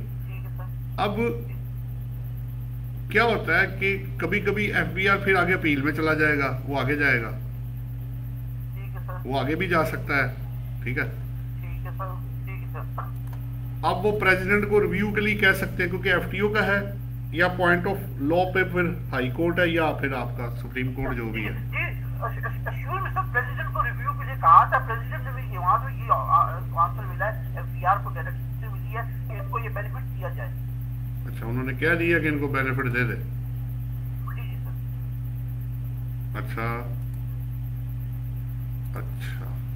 अब बात यह है कि अब चूंकि डाउनवर्ड डिवीजन है नहीं, अब आपको वो जो प्रेसिडेंट का रिव्यू का ऑर्डर है ना जो उन्होंने दिया, वो कॉपी लगा के तो आप एफबीआर को दें कि भाई इसका ना जो 22 की रिटर्न है ना उसको मैं रिवाइज करने की परमिशन दें, ठीक है? क्योंकि ये ऑर्डर आ गया है, इसके मुताबिक आपका टैक्स मेरा ना ज्यादा चला गया आपके पास, तो वो क्रेडिट मुझे दे दें, ठीक है? मैं वापस नहीं मांगता, लेकिन मुझे एडजस्टमेंट दे दें ताकि जो मेरा एक्सेस जमा हुआ है वो मेरा रिफंड के अंदर चला जाए, ठीक है? मैनुअल लेटर ऑनलाइन भी मार्क करें और मैनुअल भी मार्क करें और सीसी भी करें मेंबर आईटी को, ताकि उन्हें पता चले कि ये सूरत हाल आ रही है। तो सर ऐसे एक बात डिस्कस करता हूँ ना कि सर वैसे 2023 में उन्होंने जो टैक्स दिया है, मिसाल की बात है 10 रुपए दिया है, तो वो 2 रुपए जो उनको क्रेडिट नहीं मिला, तो हम ये नहीं कर सकते कि वहाँ पे 101 सेक्शन 49 में हम कह देंगे कि हमने जो है ना यानी 10 रुपए तो ठीक है हमें मिला है, पिछले साल का टैक्स पेड या टैक्स क्रेडिट आप इस साल में क्लेम नहीं ना कर सकते ना, उसकी 149 में एडजस्टमेंट अवेलेबल नहीं है, वो तो उसी साल में ही रहेगा ना। ये भी एक लॉ है ना कि वो आप पिछले साल की एडजस्टमेंट पिछले में ही क्लेम करेंगे, ठीक है ना? जो चीज है उसी को उसी तरह प्रेजेंट करें ना, बेहतर यही है। ये पहले भी 2-3 केसेस टीचर्स के आए हैं सामने, लोगों ने लड़ाई की कि जी ये फुल टाइम टीचर नहीं है, अब वो ये भी एक बहस अपनी जगह पे है। अब चूंकि वो प्रिंसिपल है, प्रिंसिपल कम टीचर बन गया। अब प्रिंसिपल का काम तो टीचिंग करना नहीं होता ना जनरली। अब वो एडमिन के काम करेगा या पढ़ाएगा, एक आध लेक्चर ले लेगा और क्या करेगा। अमूमन आपको पता है जो प्रिंसिपल्स होते हैं वो पढ़ाने में इन्वॉल्व नहीं होते, वो मैनेजमेंट में जो चले जाते हैं। अब सारा दिन स्टूडेंट, टीचर, वालिदैन, स्टाफ सबकी प्रॉब्लम वो सुनेगा या पढ़ाएगा। इतना आसान काम नहीं होता मैनेजमेंट के अंदर रह के काम करना। बाकी ठीक है, अब आप मुझे सिर्फ ये बता दें कि वो फिर टेक्निकली स्पीकिंग वो फुल टाइम टीचर कैसे रहा। एक सवाल है आपसे। सर वो तो रहा नहीं बिल्कुल सही, लेकिन सर वो साथ एक वो मुझे हजम नहीं हो रहा ना। आप मुझे सिर्फ एक पॉइंट का जवाब दे दें। अगर एक बंदा टीचर है वो तो ठीक है, और अगर वो प्रिंसिपल बन जाता है 50-50 पे कर ले, आधा वो पढ़ाता है आधा वो एडमिन में शामिल है, तो क्या वो फुल टाइम टीचर है? नहीं सर, फुल टाइम नहीं है ना, वो नहीं है। टीचर एक अलग चीज है, एडमिन में काम करना एक। फिर एक फुल टाइम टीचर और एडमिन कम टीचर के अंदर या टीचर कम एडमिन के अंदर फर्क क्या हुआ? वो तो उन्होंने पता क्या, एक लीनियर व्यू लेते हुए, क्योंकि टीचर एक बहुत इंपॉर्टेंट होते हैं, उनको अगर ये बेनिफिट चला भी जाए तो गवर्नमेंट में तनख्वाहें कितनी होती है, जो अगर थोड़ा सा उसको रिलीफ चला जाएगा, ये इसको देखते हुए उन्होंने इनको रिलीफ दिया। अगर मैं सही बात करूँ, समझ आ रही बात? ये सिर्फ टीचर्स की रिस्पेक्ट के लिए कि हमारी मुल्क कौम की बेस बना रहे हैं, ये उस बेस पे दिया गया है। वरना आपको पता है मेडिकल प्रैक्टिशन के अंदर जो डॉक्टर्स हैं, जो मेडिकल प्राइवेट प्रैक्टिस करेंगे, उस क्लॉज के अंदर ये लिखा हुआ है कि उनको ये बेनिफिट नहीं मिलेगा। जी सर बिल्कुल लिखा हुआ है ना। तो अब तो क्या डॉक्टर जो है वो नहीं काम करते इस तरह का। लेकिन चूंकि टीचर, मैंने कहा ना, एक बड़ा रिस्पेक्टेबल प्रोफेशन है, अगर बंदा समझे तो ठीक है, बड़ा रिस्पेक्टेबल प्रोफेशन है। उसको बैकअप करने के लिए ये सारा रिलीफ ग्रांट किया गया है। वरना मैं आपसे एक सवाल कर रहा हूं कि आप फुल पार्ट टाइम और फुल टाइम में फर्क क्या होता है? पार्ट टाइम तो सर एक लेक्चर के लिए 2 लेक्चर के लिए जाएगा बस।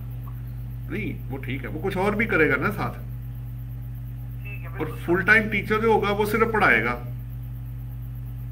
अगर वो लिख देते कि जी एडमिन कम टीचर या टीचर कम एडमिन, तो फिर तो वर्ड है फुल टाइम है। मैंने आपको क्या कहा, वो आप इसको अल्लाह की मेहरबानी समझें कि उन जजेस के दिल में और दिमाग में उन्होंने, क्योंकि वो खुद भी पढ़ के आए होते हैं, किसी ना किसी को तो पढ़ाया ही होता है ना, ऐसे तो नहीं आगे आ जाता बंदा।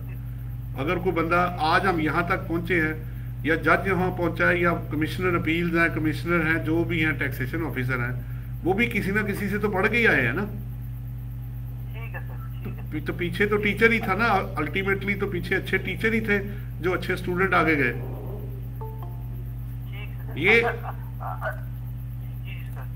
ये बेनिफिट जो है ना, ये मेरी काफी बहस हो चुकी काफी लोगों से, ये भी बताता चलूं मैं आपको, ठीक है।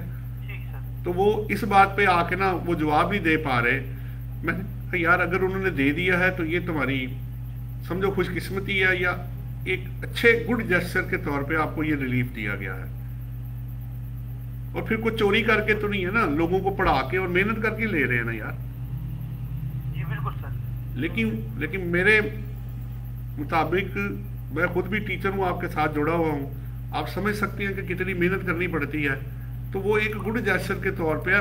मुझे नहीं समझ आती कि वो फुल टाइम, ऐसे ही मैं झूठ बोल दूं आज लोगों की हमदर्दियां लेने के लिए कि जी हाँ फॉल करता है, ठीक है। ऐसे नहीं होता यार, जो सही है वो सही है, जो चाहे मेरे खिलाफ हो या आगे या फेवर में हो। अगर आप वर्ड वहां यूज हो रहा है full, what is the difference between part time teacher and full time teacher? Word full time teacher use किया गया है, ठीक है।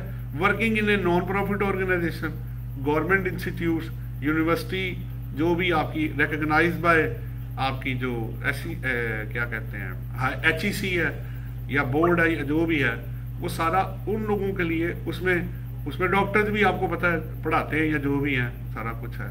तो ये एक समझे गुड जेस्चर के तौर पे है, इसको ले ले, अगर मिल गया तो ठीक है।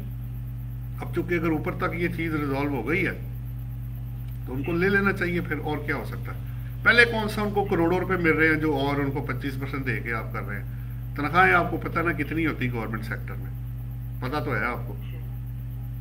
और टीचर्स की तो अच्छा सर, और टीचर्स की तो आपस की बात है ख्वाजा साहब, एक कड़वा सच है। आपकी सोच है कि गवर्नमेंट सेक्टर में टीचर को पैसे कितने मिलते हैं पर लेक्चर पे, या तनख्वाह कितनी मिलती है? जी सर पता है सर, मेरे पास केस आया, पता है सर। तो एक अगर मैट्रिक के बच्चों को टीचर पढ़ा रहा है, एक बात है, 9 से 12, 9 से 1, 9 से 2, 8 से 2, जो भी है, कितने पैसे मिल जाते हैं उसको? जी 40,000, 50,000, बिल्कुल 60,000, बिल्कुल बस।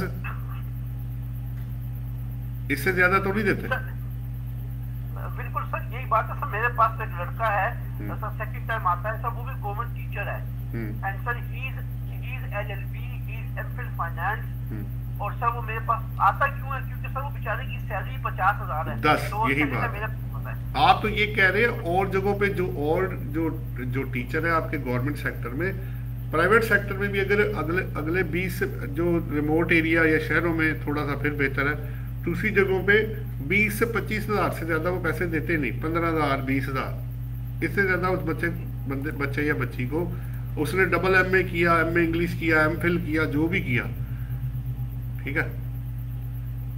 ये थोड़ा सा हमारी जो एजुकेशन साइड है ना, लोगों को अगर वो आ ही जाते हैं तो उनके लिए आगे अपॉर्चुनिटीज अगर बहुत अच्छी हो जाए ना तो बड़ा अच्छा हो जाएगा।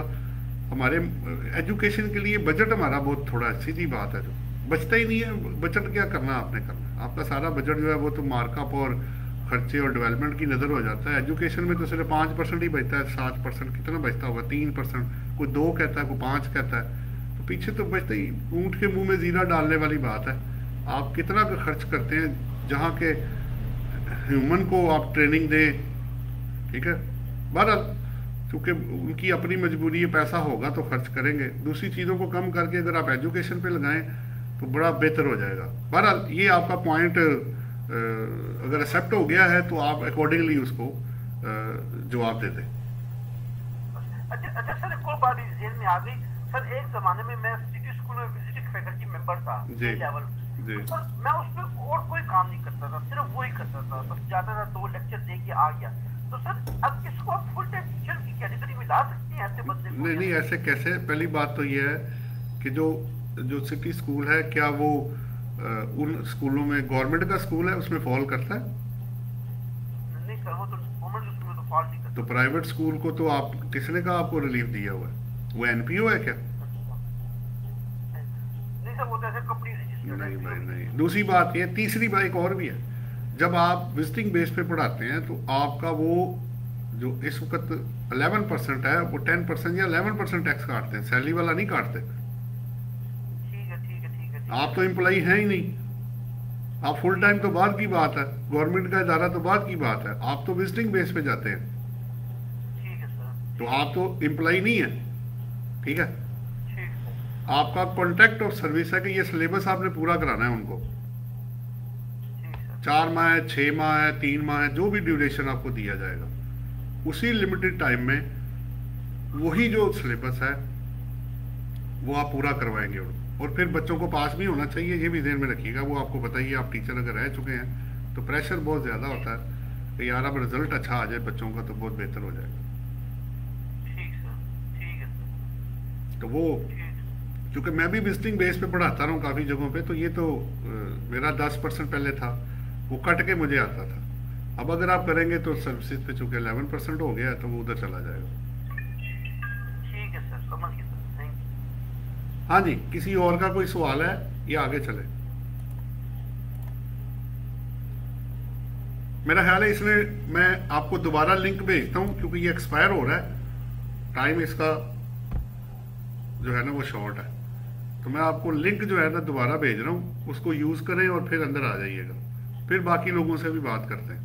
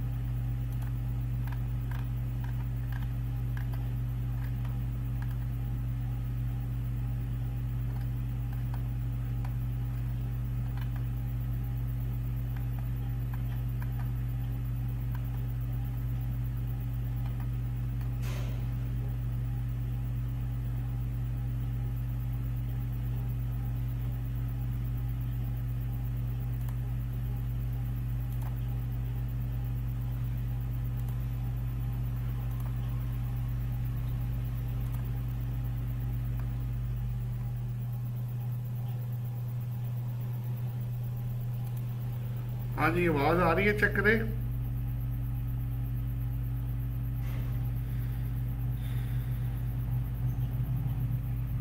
जी आ रही है सर। ठीक हो गया।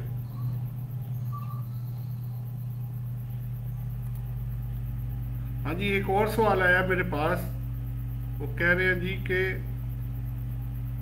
जवेद समद साहब हैं, वो कह रहे हैं कि जो 7E है वो शोल्ड डॉक्यूमेंट्स में या कैसे फाइल करना है। जवेद समद साहब, बात ये है कि अगर आप सिंध के अंदर हैं तो 7E आपको अगर एप्लीकेबल है तो देना पड़ेगा, अगर नहीं एप्लीकेबल तो आप उसको फिल मत करें। बाकी जो दूसरे सिटीज़ हैं वहाँ पे वो डिपेंड करता है उस सूबे के में अंदर लॉ क्या, उन्होंने कुछ लोगों ने स्टे लिया हुआ है, ठीक है, और पंजाब के अंदर उन्होंने इसको अल्ट्रा वायर्स किया हुआ है, ठीक है। तो आप इस कॉन्टेक्स्ट में देख रहे हैं कि आप किस सूबे में काम कर रहे हैं, रिटर्न आपका टैक्स पेयर जो है कहाँ फॉल कर रहा है, उसके मुताबिक आपने जो लोगों को है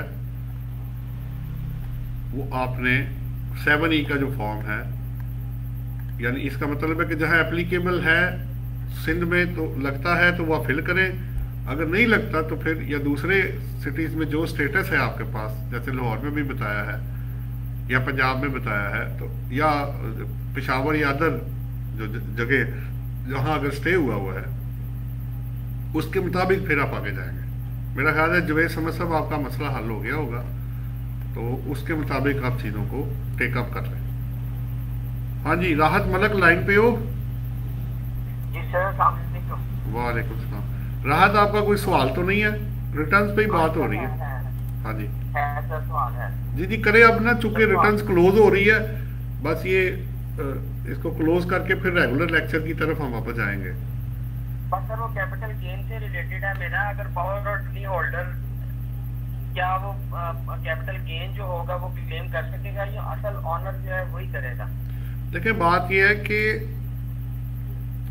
आप पहले ये चेक करें कि पावर ऑफ अटॉर्नी में लिखा क्या हुआ है।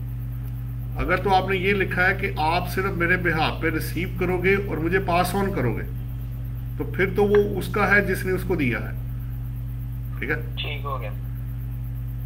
दो चीजें है ना, एक ये है कि रख ले लो और जो तुम्हारा दिल करता है तुम जो मर्जी करो, बिल्कुल ठीक हो गया।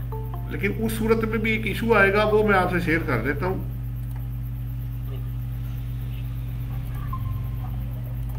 जी सर। इशू अब ये है कि एक बंदे ने अपनी वेल्थ के अंदर एक एसेट डिक्लेयर ही नहीं किया, हाँ जी। तो गेन कैसे निकालेगा वो? तो अमूमन जो सही पावर ऑफ अटॉर्नीज होती है, दो तरह की पावर ऑफ अटॉर्नीज होती है। एक ये है कि आप कह देते हैं भाई कि तुम्हारा है, तुम जो मर्जी करो, बेच दो, ले जाओ, जो मर्जी करो, वो उसका हो गया। बिल्कुल ठीक हो गया। फिर ओबियसली वो जो उसने बेनिफिट रिसीव, अब ये तो पावर आ गई ना सारा, फिर इसका मतलब है कि वो दूसरे के बिहाफ पे एक्ट करेगा कि यही मालक है। बिल्कुल ठीक हो गया। तो फिर तो वो ओबियसली अगर कैपिटल गेन पे टैक्स लगता होगा तो वो फिर देगा। ठीक। अच्छा सर, वो जो पावर टर्नी होल्डर का 236 ये भी उसके ही नाम के ऊपर कटा है, जो पावर टर्नी होल्डर है ना। अब दो इश्यूज आ गए। हाँ, अब वो तो फिर क्लेम ये कर सकता है ना, पावर टर्नी होल्डर जो है वो 36 जो है वो तो फिर क्लेम कर सकता है जी ओबियसली, क्योंकि अब उसका नाम आ गया तो फिर तो वो उसी के पास ही जाएगा ना, क्योंकि उसने पावर ले ली हुई है उनसे कि मैं डील करूंगा आगे जो कुछ भी है आपके बिहाफ पे, तो वो उसको मेरे मुताबिक तो he will be treated as good as he is a tax payer. ठीक है, लेकिन सर वो गेन के सिलसिले में पावर अटॉर्नी को अच्छे तरीके से देखना पड़ेगा कि आया के अंदर तो 100% उसे दे दी गई है, तो फिर वो क्लेम कर सकता है पावर अटॉर्नी होल्डर जो है गेन जो है। अगर नहीं तो फिर जो है वो जो असल ऑनर है वो ही गेन जो है ना वो करेगा, अपना क्लेम करेगा। जी वो मैंने कहा ना, दो तरह की होती हैं कि एक में वो लिख देते हैं कि भाई ये पैसा जो होगा ये तुमने अल्टीमेटली मुझे वापस करना है, तो फिर तो वो उसके बिहाफ पे रिसीव कर रहा है ना, उसका तो है ही नहीं। आप एक बंदे को अथॉरिटी देते हैं मेरे बिहाफ पे ये 2 करोड़ रिसीव कर लेना और मुझे वापस कर देना, तो उसकी इनकम थोड़ी है वो, ठीक है, वो तो वो लाइबिलिटी है। एक में आप कहते हैं यार इसकी सारी पावर जो है ना, सब कुछ मैं तुम्हें देता हूँ, तुम्हें जो बेहतर लगता है तुम कर लो, ठीक है, ठीक हो गया। तो फिर तो वो बेच देगा ना, आगे बेच दे के वो पैसे ले लेगा, क्योंकि अथॉरिटी लेटर उसके पावर ऑफ अटॉर्नी उसके पास आ गई है। ऐसे ही, बिल्कुल ऐसे ही, बिल्कुल ऐसे ही। तो वो दो प्रॉपर्टी तो इसकी रिटर्न में शो नहीं है, तो फिर ये तो वो पावर ऑफ अटॉर्नी दिखाएगा ना, वो कहेगा जी ये प्रॉपर्टी उसकी थी जो मैंने बेच के जो गेन इस पे जनरेट किया, ज़ाहिर बात है जो बेनिफिट पास ऑन होगा वो इसी तरह ही होएगा, क्योंकि प्रॉपर्टी तो निकलनी है ना। अब ये तो नहीं कि सारे का सारा गेन हो जाएगा, वो प्रॉपर्टी भी तो जाएगी ना उससे। ऐसे ही है, तो मेरे मुताबिक तो वो as good as a tax payer is being treated, उसी तरह ही उसको ट्रीट किया जाएगा, प्रोवाइडेड ठीक हो कि डॉक्यूमेंटेशन और चीजें उसको वेरीफाई करें। जी, राइट राइट राइट, ठीक हो गया। इनकम है तो टैक्स देगा, एग्जम्पशन है तो एग्जम्पशन मिलेगी, और अगर वापस करना है तो वो लायबिलिटी स्टैंड कर जाएगी। फिर वही बात है, हर केस को उसकी नेचर ऑफ ट्रांजैक्शन के मुताबिक जो है वो देखा जाएगा। बिल्कुल ठीक हो गया, बिल्कुल ठीक हो गया, राइट सर। हाँ जी, थैंक यू। किसी और का कोई सवाल हो, क्योंकि रिटर्न पे ही बात हो रही है। Excuse me sir. जी जी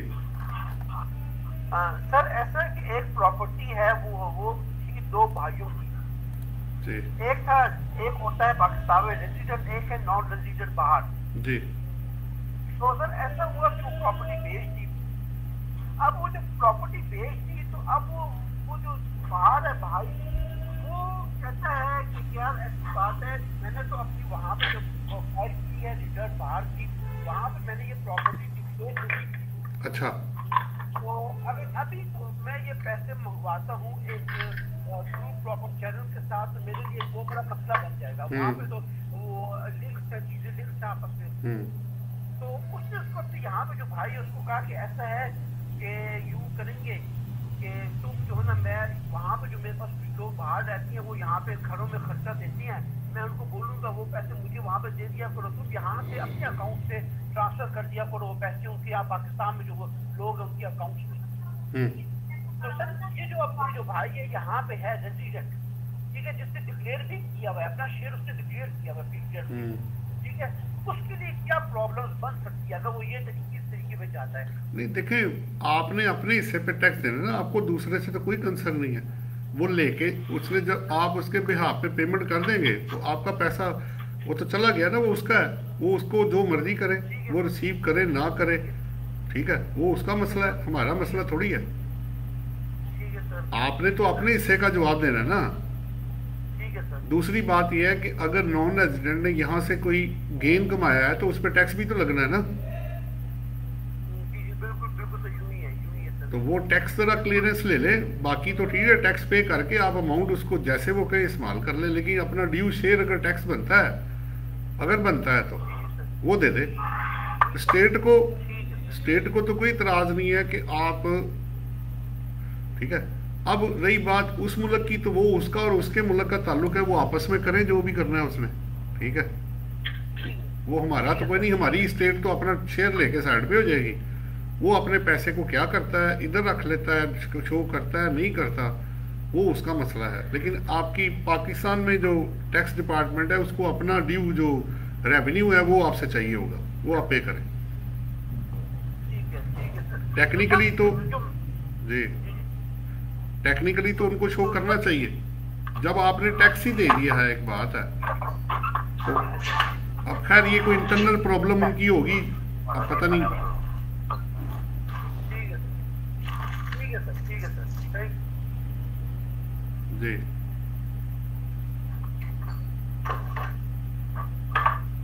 राहत, मतलब कोई सवाल है?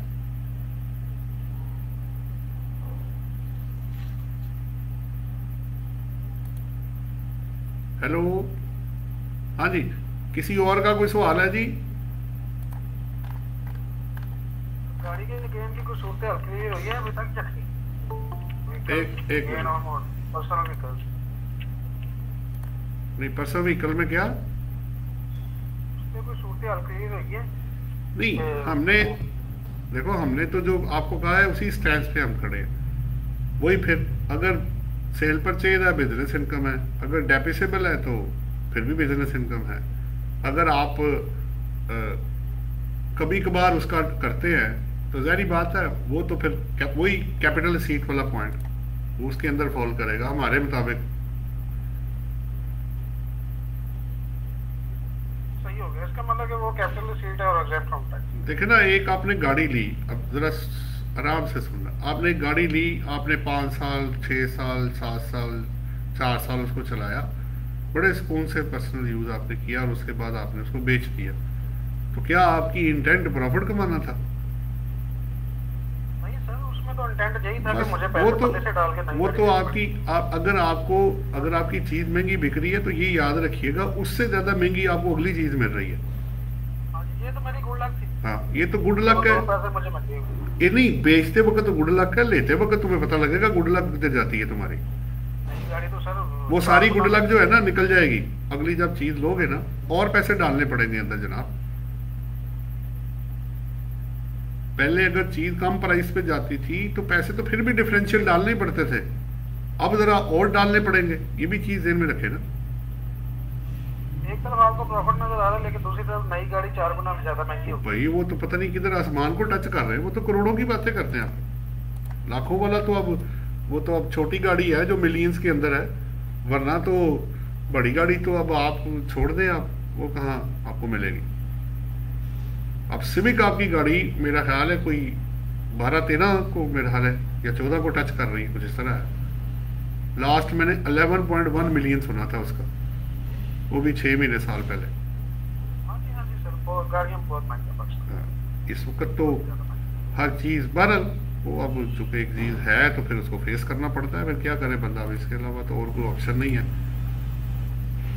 जी। कोई और एक क्वेश्चन आपके पास हो तो रिटर्न से रिलेटेड हो जी। रिटर्न से रिलेटेड ही है, सैमुअल साहब ने गाड़ी से रिलेटेड किया है तो गाड़ी से रिलेटेड ही है सर मेरा भी क्वेश्चन। ठीक सर, एक एओपी है, उसने गाड़ी जो है ना वो 1 करोड़ प्लस की परचेज की है एओपी के नाम। तो अब 1 करोड़ डेप्रिसिएशन तो नहीं हमें लॉ में मिल रही, उसकी कितनी 75 लाख है ना। आपकी गाड़ी नॉट प्लेइंग फॉर हायर है, कौन सी गाड़ी है भाई? Not playing for hire. हाँ जी, not playing for hire, personal use के लिए। अच्छा, तो नहीं, दो चीज, अब एओपी कह रहे हो, उधर पर्सनल यूज कहीं जा रहे हो। एओपी तो बिजनेस यूज के लिए, दोनों यूज के लिए होगा। हाँ जी, but not playing for hire. हाँ, तो अगर आप बिजनेस में डालेंगे तो आपको 75 लाख है मैक्सिमम 75 लाख है जी, 7.5 मिलियन परचेज करेंगे तो। इससे ऊपर नहीं हम जा सकते? नहीं, जा तो आप जितना मर्जी सकते हैं, लेकिन वो आपको टैक्स वाले उस पर डेप्रिसिएशन नहीं ना देंगे। ओके ओके ओके, एडिशन करके सर इसकी फीस में और 75 लाख का ले लीजिए। अकाउंटिंग में तो पूरी एडिशन डालोगे, टैक्स में जाके रिस्ट्रिक्ट कर दोगे उसको 75 लाख रुपए तक, बाकी कैपिटल पोर्शन है ना, वो कैपिटल रिसीट बन जाएगा। नॉन डेपिसेबल हो गया ना। एक डेपिसेबल एसेट जो होता है वो कैपिटल एसेट की डेफिनेशन में नहीं आता, तो जो नॉन डेपिसेबल है वो अलग हो जाएगा फिर। हाँ जी, राइट बिल्कुल ठीक हो गया। और कोई? जी सर, मेरा सवाल था एक। हाँ जी, एक मिनट, राहा साहब पूरा हो गया आपका? सर बहुत शुक्रिया सर, हो गया मुकम्मल। चले, हाँ जी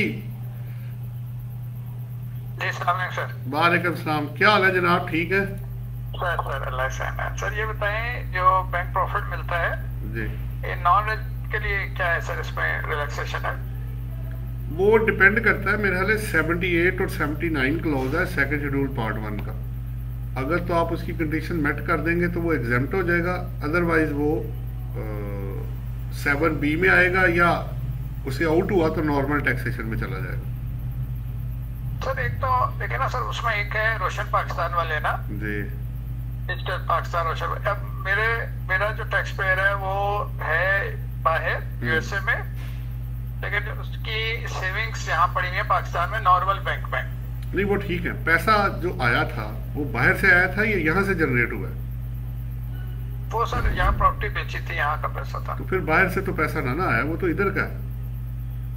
हाँ ठीक है। वो छूट उन्होंने दी है, अगर उसमें जो पैसा है वो बाहर से अगर लेकर आएगा, पाक रुपी उसका NRV एक उन्होंने अकाउंट है, एक स्पेशल अकाउंट होते हैं उनके जिसमें बाहर से पैसे आते हैं, अगर वो वहाँ से जनरेट हुआ है और शेड्यूल बैंक के साथ है और जो बंदा है इंडिविजुअल है उसके पास NIC या NI कोप या पाकिस्तान ओरिजिन कार्ड है, फॉरेन करेंसी में भी और लोकल करेंसी में भी अकाउंट अगर है तो 78 एक लोकल करेंसी का है, एक फॉरेन करेंसी का है, वो दोनों एग्जाम्प्ट है सब्जेक्ट टू दी कंडीशंस के आप उसकी कंडीशंस को जो स्पेसिफाइड है मेट कर दें। अदरवाइज वो फिर अगर 50 लाख रुपए तक है तो 7B में चला जाएगा और अगर वो ज़्यादा हुआ तो फिर नॉर्मल टैक्सेशन है। कुछ जगहों पे ऐसे भी हैं जैसे आपका ट्रेजरी बिल्स अगर आप खरीद लेते हैं वहाँ से अगर आपको आता है वहाँ 10% भी है,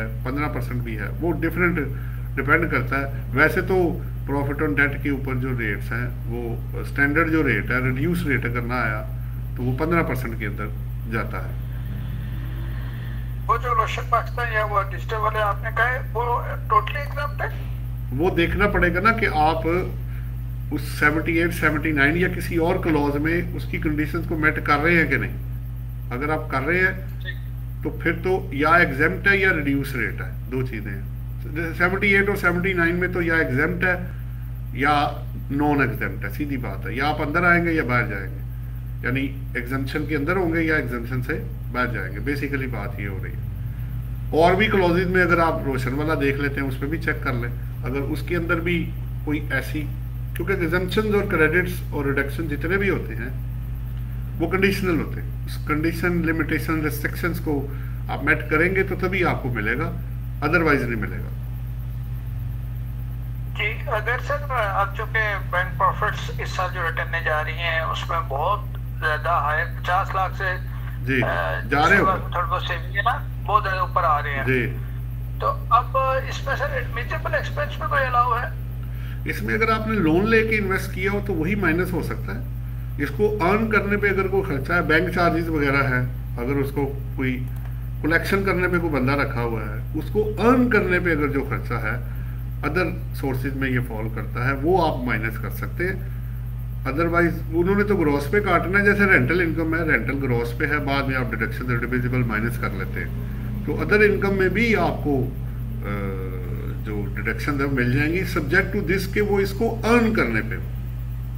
अगर आपने अपने पैसा लगाया, उधर से पैसा आपके अकाउंट में आ गया, तो आपने इस पे खर्चा कौन सा किया? आपने तो कोई खर्चा नहीं किया। हाँ, आप लोन लेके इन्वेस्ट कर रहे हैं, आपने लिया 10% पे, आपको मिला 20%, तो या आपने लिया 9% पे, आपने इन्वेस्ट किया 20% पे, तो वो जो 9% है वो ऑब्वियसली आप माइनस कर सकते हैं।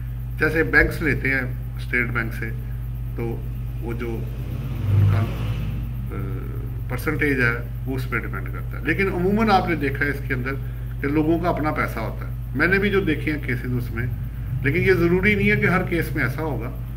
तो लेकिन ज़्यादातर केसेस यही हैं कि पैसा अपना होता है, वो यहाँ से कमाया होता है, प्रॉपर्टियाँ और ज़ाहिर बात है कुछ चीज़ें बेच बूझ के लोग इकट्ठा, इतना और पैसा या तो बाहर से आया है या कुछ चीज़ बेची है, तो बिजनेस प्रॉफिट भी हो सकता है, कुछ भी हो सकता है, विरासत भी हो सकता है।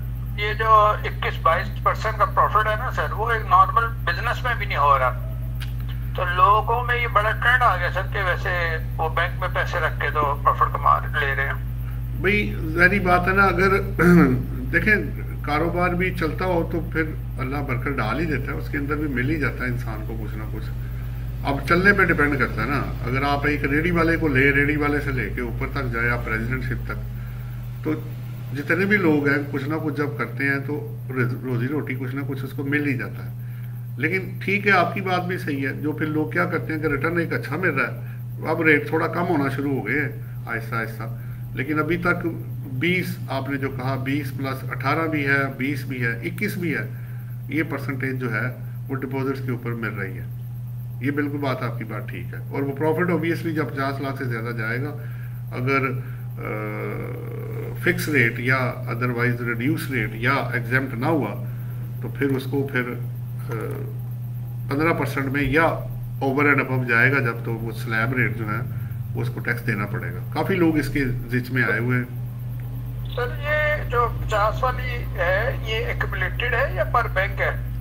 नहीं, ये कम्युलेटेड है ना। अगर एक साल में आपका प्रॉफिट, अगर एक बैंक थोड़ी है, तो वरना लोग बैंकों में तोड़ तोड़ के डालना शुरू हो जाएंगे, ऐसे थोड़ी होता है। ये पूरे साल की बात हो रही है, जहां आपका प्रॉफिट पहले अनलिमिटेड था, फिर 36 मिलियन हुआ, ये 2-3 साल हुए, मेरा 21 तक या 20 तक ये रहा है 36 मिलियन, उसके बाद 22 में ये हो गया 50 लाख, अब ये दूसरा साल है इसका 50 लाख चल रहा है। लास्ट ईयर भी यही था। कंपनी के लिए क्या है सर? कंपनी के लिए नॉर्मल टैक्स है, आपको पता तो है वो शुरू से ही, जो प्रॉफिट ऑन डेट है। लेकिन कंपनी को एक फायदा भी है ना, अगर लॉस होगा तो वो 15 भी वापस आ जाएगा। अच्छा ठीक है ना। एग्जम्पशन को निकाल के, कंपनीज को निकाल के, रिड्यूस रेट को निकाल के, अगर आप ऑब्वियसली उससे ऊपर जाएंगे तो अब ज़ाहिर बात है काफ़ी टैक्सेस लोगों के बन रहे हैं, क्योंकि वो एक्सपेक्ट कर रहे थे कि 15% फिक्स हो गया। वो डिविडेंड के लिए रिड्यूस या 15% है, प्रॉफिट ऑन डेट के लिए एग्जम्पशन और रिड्यूस रेट के अलावा 15 के ऊपर भी जा सकता है। लेकिन ऑब्वियसली आप देखें ना, अगर कितनी अमाउंट में इन्वेस्ट करूं कि मुझे 50 लाख प्रॉफिट मिले 20% के हिसाब से, अगर मैं 25 मिलियन लगाता हूं तो 20% मिले तो फिर 50 लाख बनता है। तो नूर साहब क्या 25 मिलियन हर बंदा लेके फिर रहा है? बड़े कम लोग हैं ना। अच्छा सर ये बताएं, मेरा एक क्लाइंट है सर, वो गिलगित बल्तिस्तान का रिहायशी है, उसके वहां पर उसके बैंक अकाउंट है सारे। अब गिलगित बल्तिस्तान में तो सर वो टैक्सेशन वो कहते हैं कि वो नहीं है हमारी टैक्सेशन उधर। जी बिल्कुल ठीक कह रहे हैं। वो आपको सस्पेंड किया हुआ उन्होंने 2018 या 19 कुछ इस तरह करके है, साल है, उसमें एक SR उन्होंने इशू किया हुआ है। तो वहाँ पे विद होल्डिंग और इनकम के ऊपर जो टैक्सेशन है ना, उन्होंने एग्जेम्प्ट सस्पेंड किया हुआ ऑपरेशंस।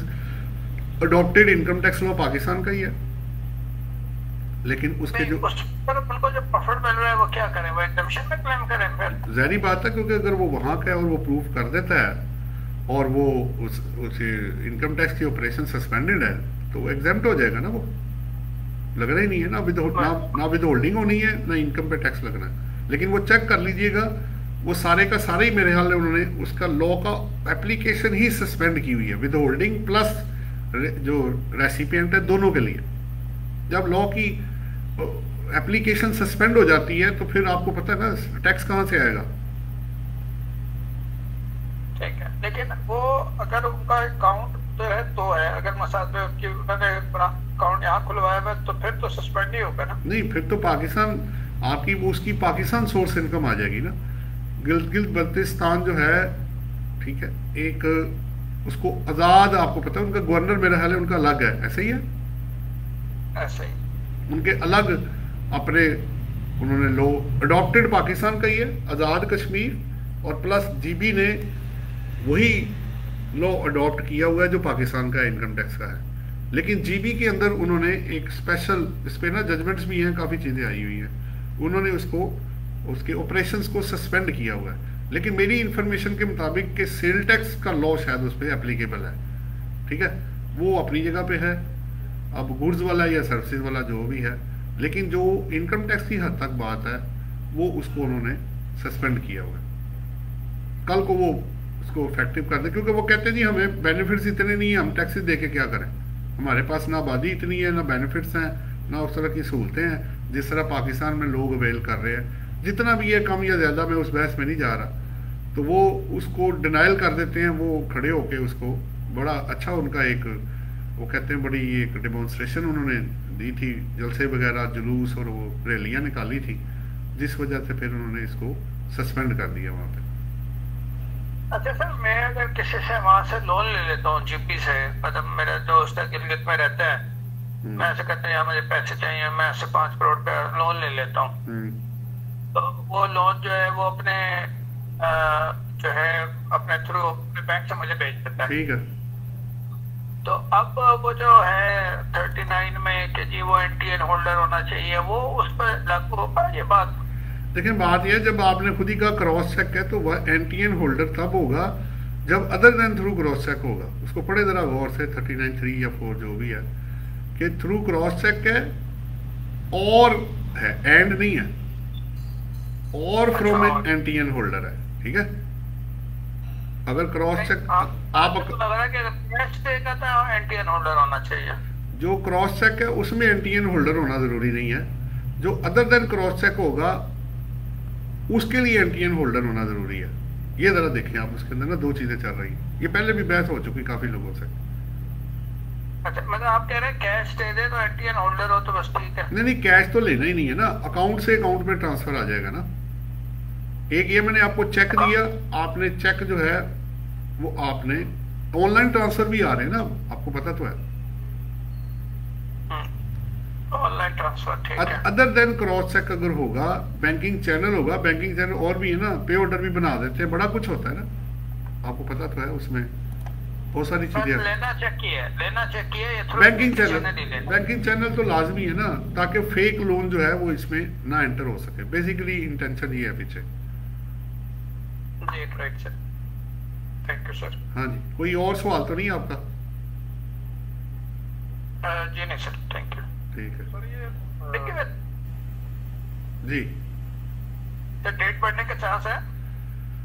अभी तो खैर नहीं, अभी तो जितना होता है उतना करें, देखें अब क्या करते हैं। अभी करनी तो चाहिए टेक्निकली स्पीकिंग, टेक्निकल ग्राउंड्स पे, लेकिन अब उनकी मर्जी है। अभी तक कोई मिस्टेक्स वगैरह हैं सर जो कुछ चीजें कुछ अभी बाकी हैं, लेकिन बात यह है ना कि आपने जो 3 माह का टाइम है वो नहीं ना पूरा दिया ना।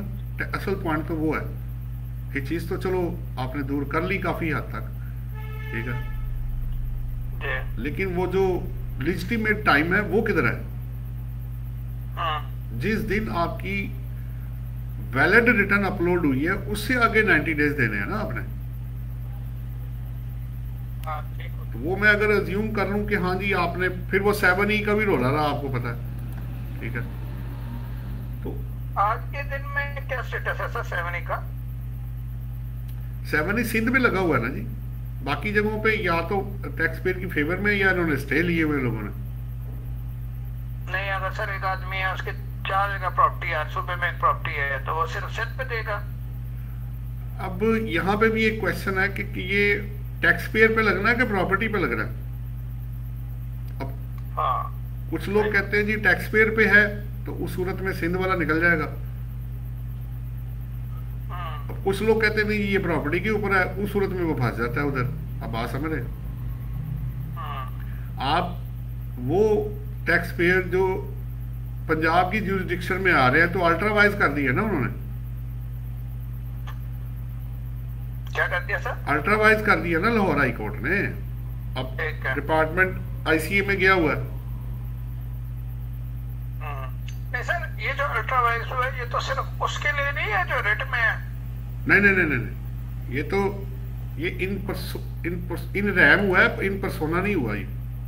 अच्छा, इन रैम हो गया जी, इन रैम हुआ ये तो सब लोगों को छूट दी है ना कि जिन पे अब आप 7E का फॉर्म फिल किए बगैर रिटर्न फाइल करेंगे ना, ठीक है। आप सही कह रहे हैं कि वो इतनी ये जो बीच में डिस्टर्बेंस हुई है ना, कभी अटैच हुआ है, कभी अलग हुआ है जी, वो तो सारी रिटर्न रिवाइज करनी पड़ेगी। यही हम कह रहे हैं ना कि अब आपने अगर एक वैलिड रिटर्न अब आप फाइनल कर चले जी 1 अक्टूबर अगर हम समझ भी ले तो टाइम तो 30 डेज मिला ना, 31 दिन मिला ना चले, तो 90 डेज तो इतने शॉर्ट टाइम में ना प्रैक्टिकली पॉसिबल भी नहीं है कि रिटर्न सारी फाइल हो जाए। ये उनको भी पता है, वो खुद भी कह रहे हैं यार आपका स्पीड बहुत स्लो है। तो हम भी यही आगे से जो लोग दोस्त हैं सारे आगे रिप्रेजेंटेटिव हैं या मेंबर्स हैं सारे, वो कह रहे हैं कि जनाब आप खुद सोचेंगे एक फाइल को खोलते हैं 4-5 घंटे तो वैसे ही लग जाते हैं केस में। इतने शॉर्ट टाइम में आप खुद ही कह रहे हैं 50 लाख को रिटर्न टच कर रही हैं आप 22 की। अब वो दोबारा अगर आपको करते हैं छोटे मोटे केसों को निकाल के, तो क्या वो 31 दिन के अंदर वो पूरा पाकिस्तान रिटर्न फाइल कर लेगा? क्या ये पॉसिबल है? सही है, ठीक है, तो वो पॉसिबल नहीं है। टेक्निकल ग्राउंड्स पे इनको कर लेनी चाहिए, पैसा भी तो इकट्ठा करना है ना। आप लोगों को फैसिलिटेट करेंगे तो कहाँ भागे जा रहे हैं वो? पैसे तो देने ही है उन्होंने, रिटर्न भी फाइल करनी है, थोड़ा रीजनेबल टाइम दे देंगे तो उसको भी आसानी हो जाएगी, वो आपके लिए भी और ज़्यादा क्लाइंट आएंगे और पैसे आपके पास आ जाएंगे, ये भी बात है। तो वैसे सर सेफ साइड में एक्सटेंशन अप्लाई करना है लास्ट डे को? हाँ जी, उसको आखिरी दिन तो हमने फिर यही करना है, आखिरी दिन तो काम होता ही नहीं, आपको पता तो है। 31 वाले दिन काम करके आप क्या कर लेंगे, अपने आप को अंडर प्रेशर करेंगे। हाँ, सही है। जो आप 1 महीने या 4 महीने में नहीं कर सके, वो आप एक दिन में कौन सा पहाड़ आप ढा देंगे उधर, कौन से 30 मारखान लोग बैठे हुए इधर एक दिन में। तो उससे बेहतर फिर हम ये करते होते 30 तक जो हो जाए हम कर देते हैं, 31 को हम एक्सटेंशन सेव कर लेते हैं, ठीक है। अब देखते हैं फाइल कर दें तो फिर असल में एक और भी मसला है ना, आप एक्सटेंशन दूसरी दफा नहीं फाइल कर सकते, ये भी एक मसला है। अच्छा, वो सिस्टम रोक देता है आगे से, वो फिर आपको मैनुअल करनी पड़ेगी फाइल। अच्छा, ये भी एक मसला है ना, ये अब शायद वो ओपन कर दें क्योंकि सिस्टम है। लास्ट टाइम फाइल किया वो फाइल नहीं कर सकता, डेट बढ़ गई थी। अमूमन तो ऐसे ही होता है कि जब, अब देखें सिस्टम कोई ताबे है लोगों के, लोग सिस्टम के ताबे नहीं है। अगर आप सिस्टम को कहेंगे कि वो आपको 15 दिन की एक्सटेंशन लॉक करे तो फिर वो करेगा, जारी बात है। जिन्होंने तो किए नहीं वो तो है ही है ना, वो तो कर ही सकते हैं। जिन्होंने नहीं किया था वो तो कर सकते हैं, लेकिन जिन्होंने कर दिया है शायद ही उनके लिए भी ओपन कर दें, क्योंकि जारी बात है पावर तो है ना इनके पास, उनको कह सकते हैं भाई आप ऑनलाइन की जो एप्लीकेशन है उसको आने दें। लेकिन अमूमन ये होता है जैसे आप हेयरिंग कर रहे होते हैं ना, एक चीज आपने कंप्लायंस की है, वो एक के बाद दूसरी दफा एक्सेप्ट नहीं करता। जैसे आपको नोटिस आया जी 122 का, आपने पहली कंप्लायंस की, आपने चीजें दी, आधी बाकी रह गई, वो अब अगली आधी आपको नहीं भेजने देगा।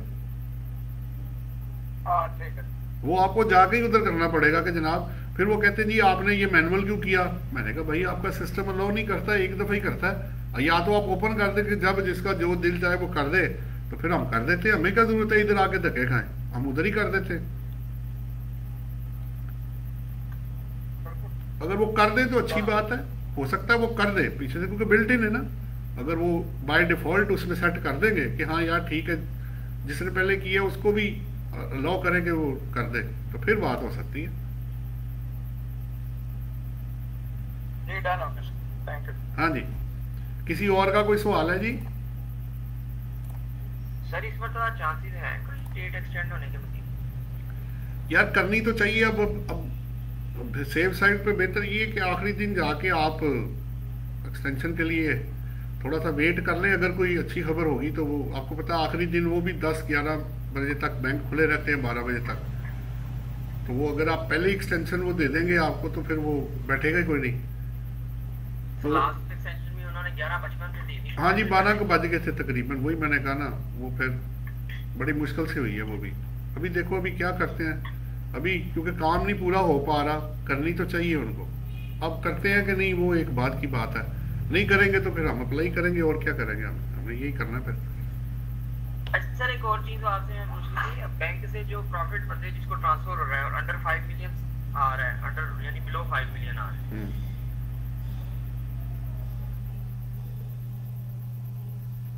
हेलो जी, आवाज आ रही है? आ रही है। अच्छा सर, बैंक से उसको प्रॉफिट ट्रांसफर हो रहा है और अंडर 5 मिलियन है। हाँ, 151 में वो जो है ना उसका टैक्स डिडक्ट कर रहे हैं।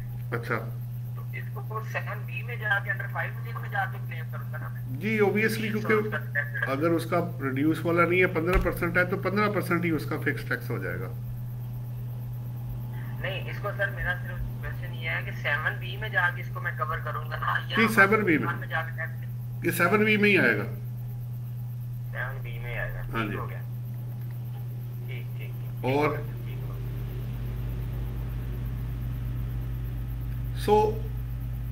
अभी फॉरेन एसेट्स पे भी उसकी अलग से वेल्थ स्टेटमेंट बनाए, रिकंसिलिएशन बनाए,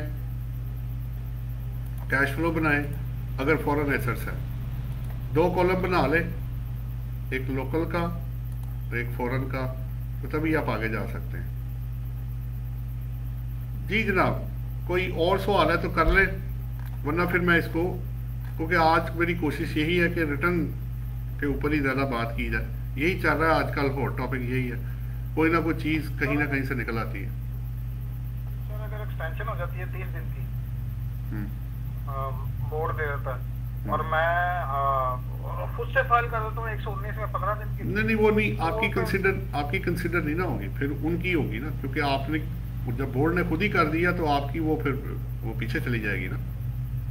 उसके बाद मैं फिर 30 दिन के बाद अगर 15 दिन मांगता जी हूं तो जी मुझे दोबारा बिल्कुल देना मांग होगा। सकते हैं, बिल्कुल मांग सकते हैं। वो आपका लिस्टिमेट राइट है कि अगर ड्यू डेट पहले वाला आपका निकल जाएगा, लेकिन वो उस वक्त हो सकता है मशीन में वो एक्सेप्ट करे या ना करे, लेकिन आपने अप्लाई कर, मुझे दोबारा फाइल ही नहीं करना पड़ेगा फिर। हाँ जी, लेकिन आप फिर मैनुअल फाइल कर देंगे ना, अगर ऑनलाइन ना करने दी तो आप उनको अप्लाई करके मांग लें कि जनाब टाइम दे दें।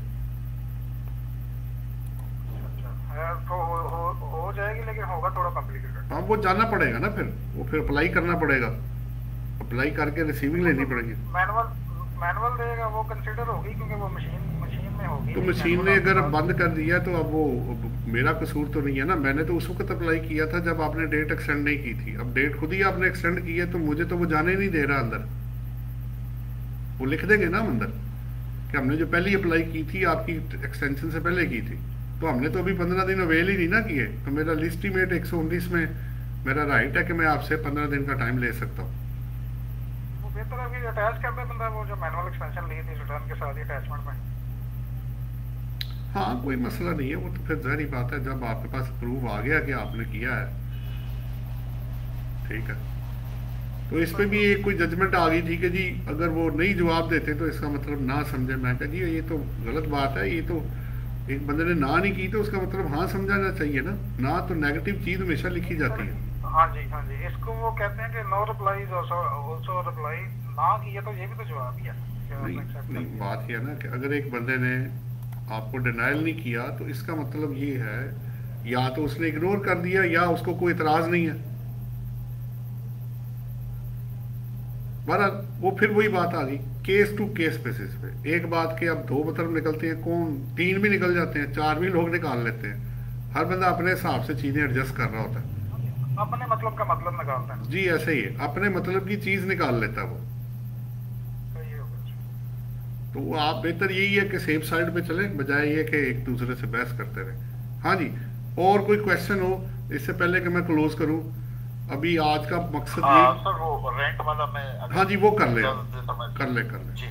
अगर सर एक इंडिविजुअल एक किसी बैंक को प्रॉपर्टी रेंट करता है कॉर्पोरेट को जी, तो वो कॉर्पोरेट जो है 15% उसका रेंटल इनकम पर टैक्स काटेगा, या जो स्लैब दी हुई है जो नहीं 6 लाख से तक जीरो है, इसके बाद जो अलग अलग स्लैब है आप ना थोड़ी सी मिस्टेक कर रहे हैं। वो ये है जो 155 के रेट्स हैं ना वो अलग है, जो आप रेट्स कह रहे हैं वो रेसिपिएंट के लिए, ठीक है।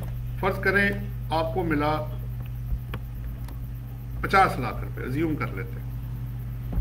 अब बैंक क्या करेगा, आप चूंकि इंडिविजुअल अगर हैं तो या एओपी है तो आपके उनके 155 के रेट्स उन्होंने अलग दिए हुए हैं, वो वाले विद होल्डिंग रेट्स अप्लाई करेगा। कंपनी होगी तो कंपनी के लिए मेरे हाल उन्होंने 15% को फिक्स किया हुआ है, अगर रेसिपिएंट कंपनी होगी, ठीक है। 155 सेक्शन के ना 155 आप ये कहेंगे तो मैं आपको भी दिखा भी दूंगा, वो मैं आपको दिखा देता हूँ। दूसरी बात है अब आ जाएगी रेसिपिएंट की बारी, वो काट के आपको पैसे दे देगा। रेसिपिएंट अपनी 15A की डिडक्शन जो अवेलेबल जो भी होंगी वो माइनस करेगा और उस पर टैक्स निकालेगा। वो वाले स्लैब आपके रेसिपिएंट वाले फर्स्ट शेड्यूल वाले वो लग जाएंगे, ठीक हो गया। वो ओबियसली अगर कोई सैलरी पर्सन नहीं है तो नॉन सैलरी वाले रेट लगाएगा। हो सकता है जो कटा हो वो उससे ज्यादा हो जाए या बराबर हो जाए या कम हो जाए, ठीक है, कुछ भी हो सकता है। चूंकि हमारे मुताबिक जो विद होल्डिंग है वो रेट्स अलग है और जो रेसिपिएंट के लिए रेट्स है डिडक्शन माइनस करने के बाद वो अलग है। मैं आपको एक नजर ना स्क्रीन शेयर कर देता हूँ। तो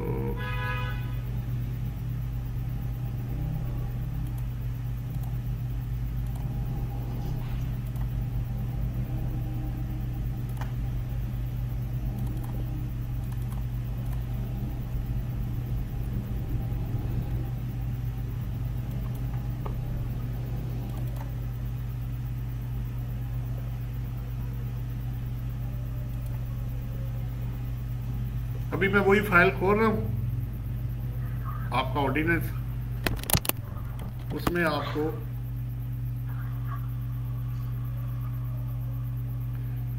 पहले 155 सेक्शन का दिखा देते हैं आपको।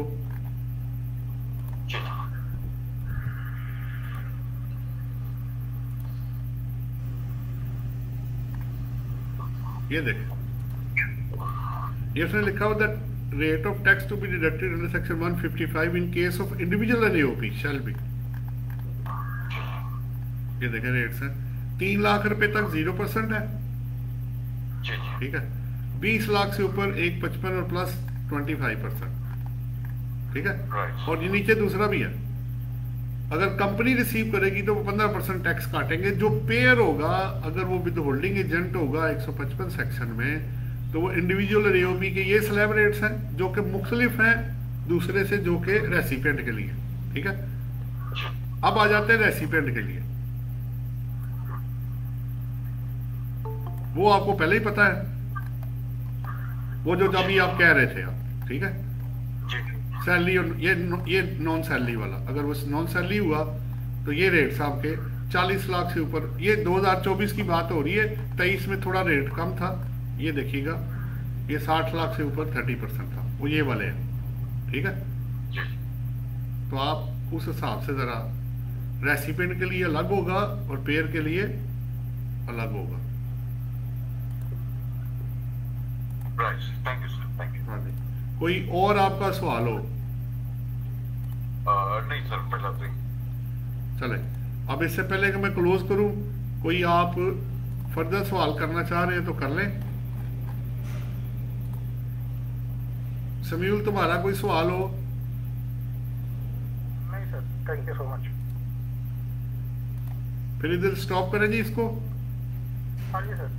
चले, इंशाल्लाह ताला नेक्स्ट में कोशिश करेंगे, देखें रिटर्न की डेट एक्सटेंड होती है या नहीं, वो तो अपनी जगह पे रहेगा, ठीक है।